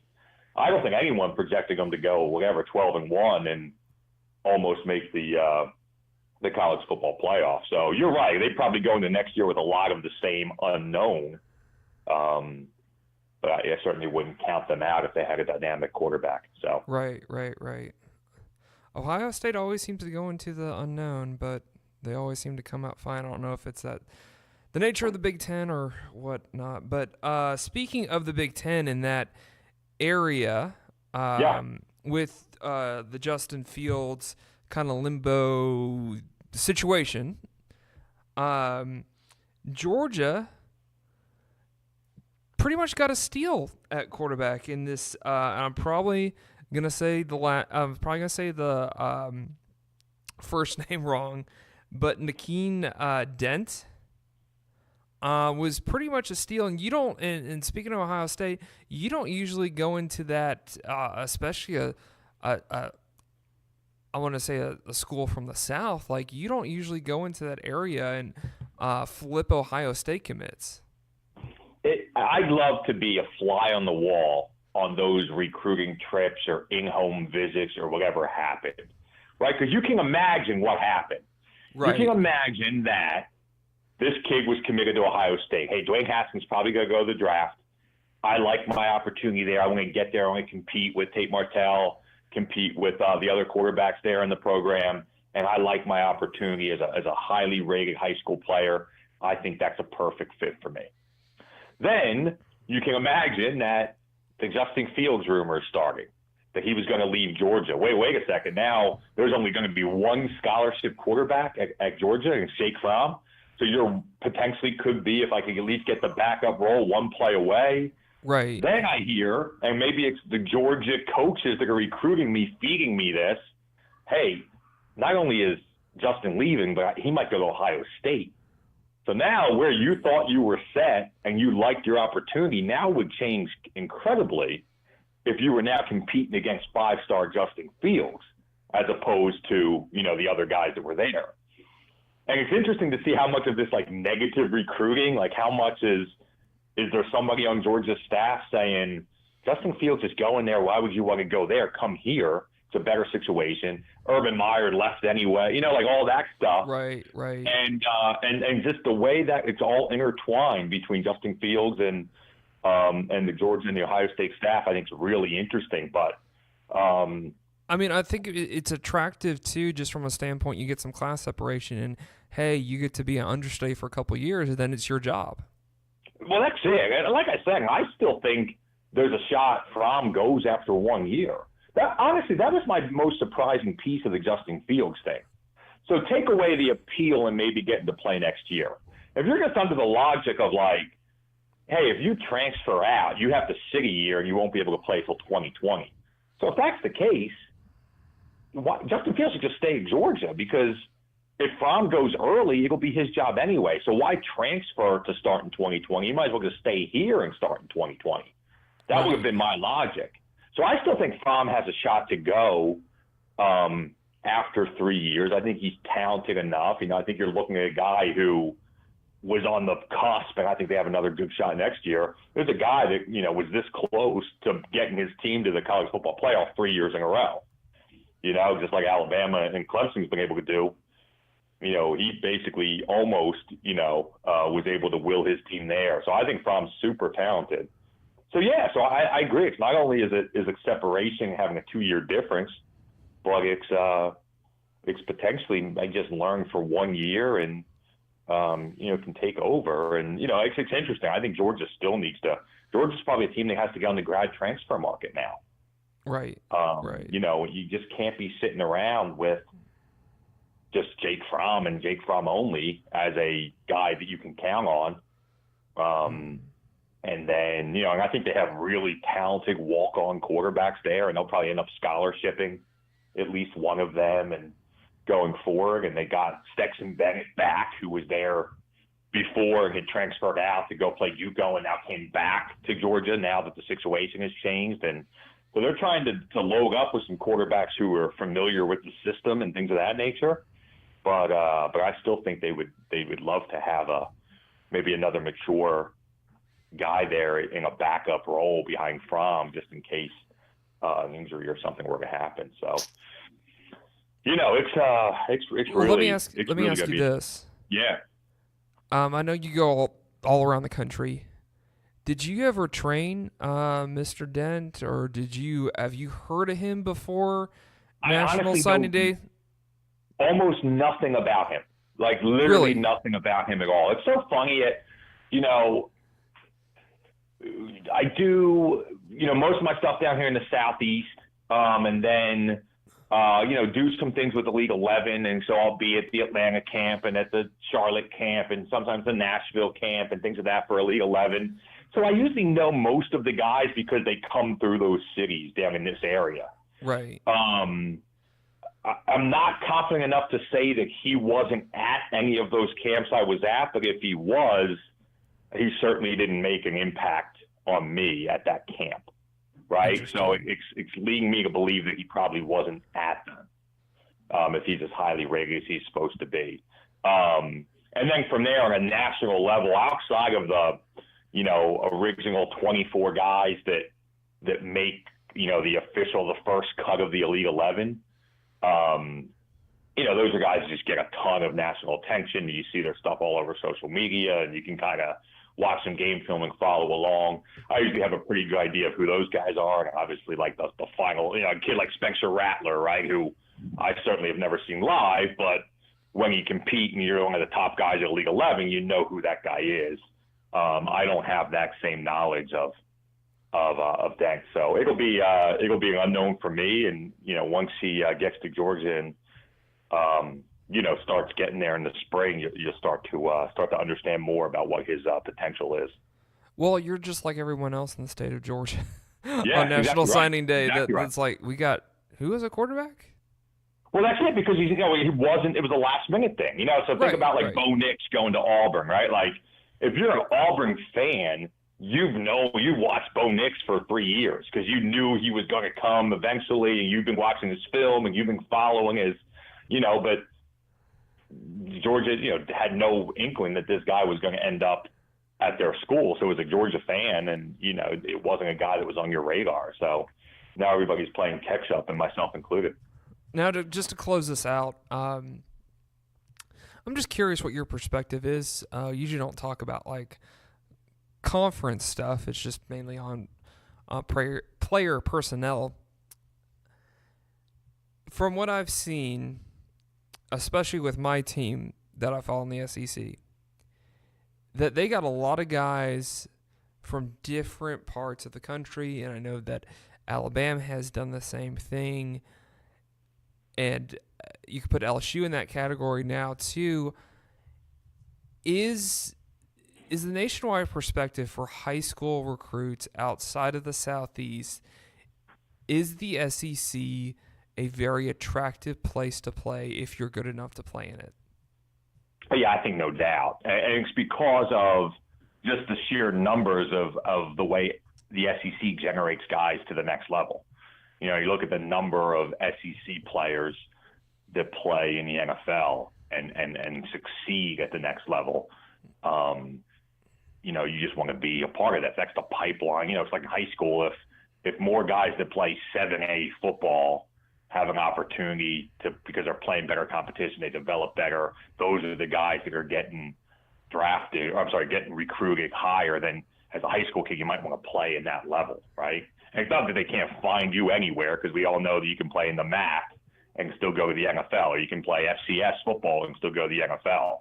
But I think the increased opportunities because of the level of coaching, because of the level of competition,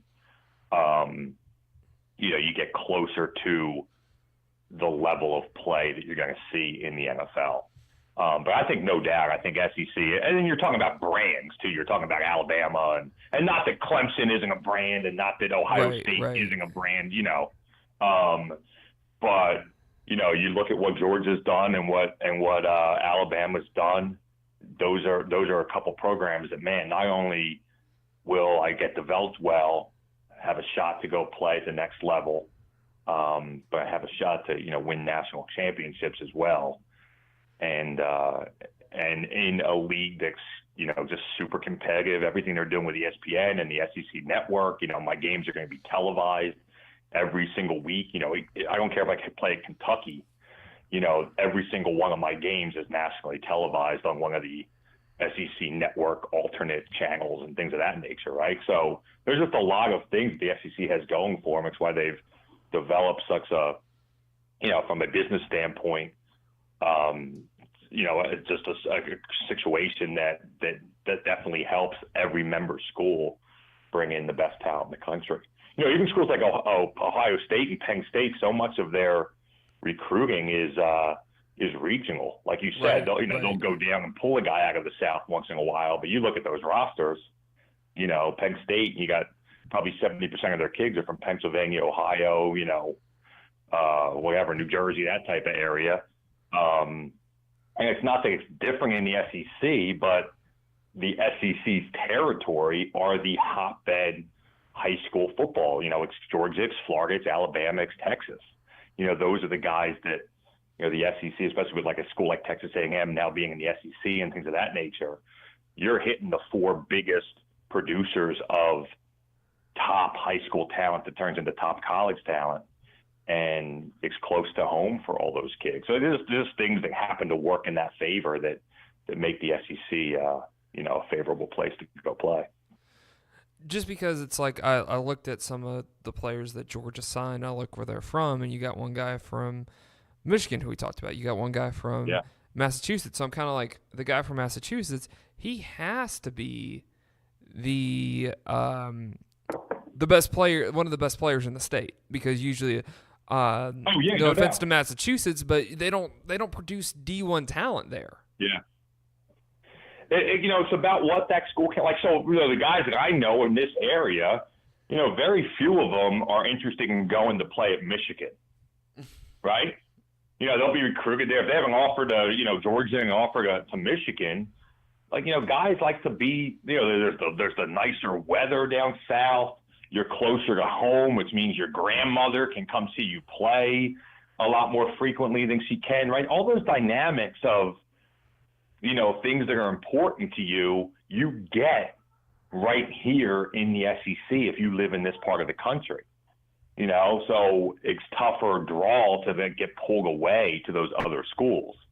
Vice versa, if you live in Ohio, you could say, well, why am I going to go to Georgia? But the things we talked about of like all your games being televised and, the nicer weather and, getting to play competitive, maybe win a national championship, maybe that pulls you down to Georgia instead of going right over to Penn State, for example. So, I just think there's a lot of things that work in the favor of the SEC. But I think it all starts with being super competitive, being known to have a high level of talent, and then being known to be able to get their talent to the next level. If you're a college recruit, that's probably the first thing on your mind. Mm-hmm, mm-hmm. Always love you being on the show today on the ATL Box Score Hot Newsmaker line. So thanks for coming on, and where can we reach you at on social media? Yeah, QB Coach McAvoy. QB Coach McAvoy on Twitter and Instagram. That's the deal, man. Well, cool. Well, thanks for being on the show today, Sean. Yeah, appreciate you, Alex. Merry Christmas. I will catch up with you in 2019. Yes. We'll see each other. Well, yeah, I'll hear from you next year. Absolutely, pal. All right. Now we just want to thank David Berger, Sean McAvoy, Steve Choi for being on the show today. Always appreciate them. Always appreciate them coming on the show and giving the show the flair that it is, because I can't do this by myself, people. I just can't.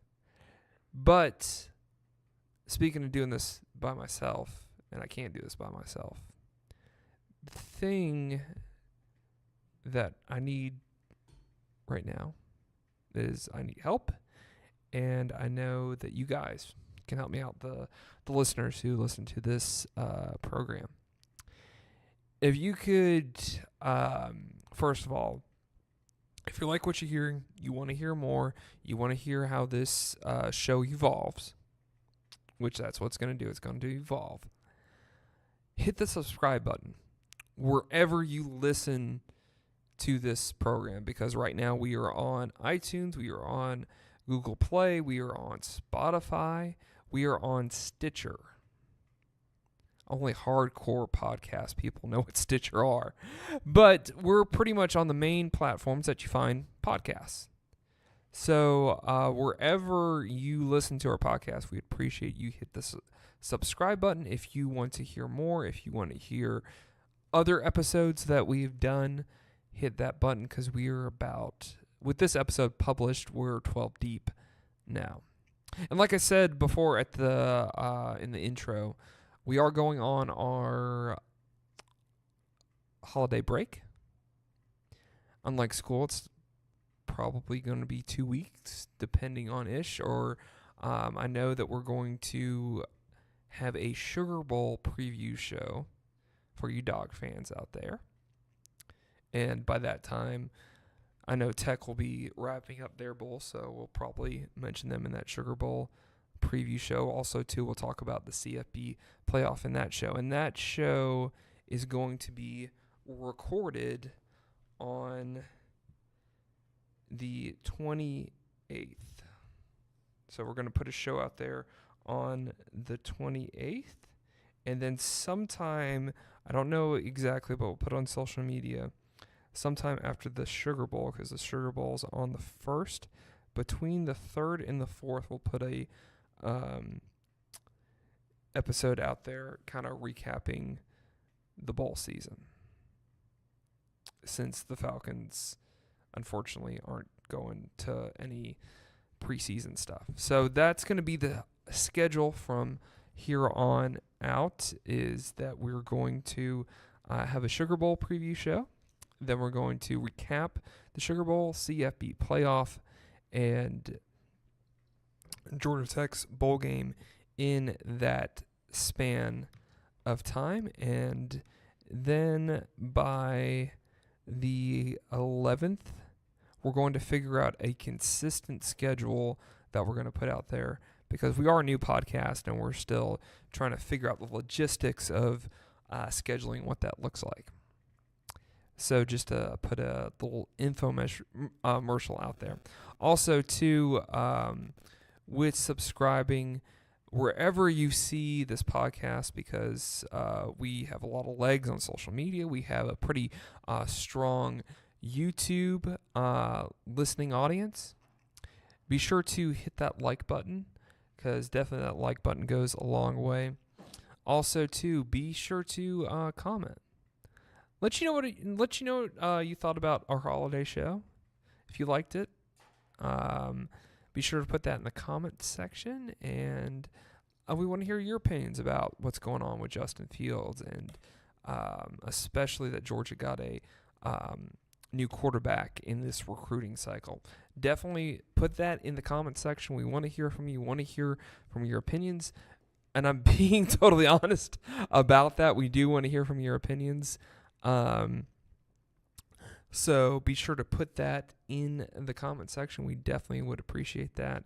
And we just want to put a special thanks out there to everyone from Steve Choi to podbeam.com that has helped put this show together. Definitely appreciate all you guys, because I had a situation that wasn't the greatest situation, but I still wanted to continue having my own sports podcast. So I decided that I was going to go out on my own and still create my own sports podcast. So we appreciate to all the all the loyal vendors that have helped this show and helped my podcasting career continue on, like Steve Choi. So definitely want to put a special shout out to him and all that he has done for the show, especially Sean McAvoy for being on as consistent as he has since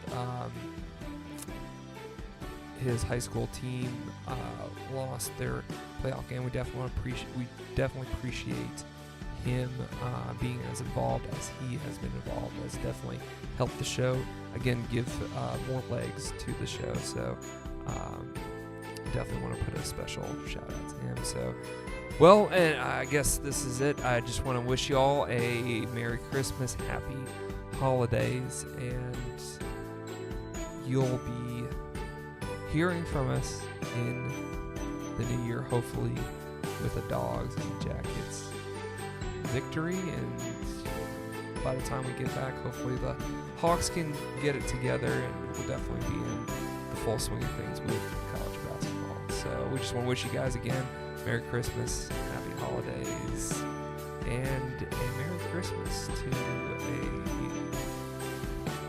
a special person from Memphis, Tennessee. Episode 12 is out.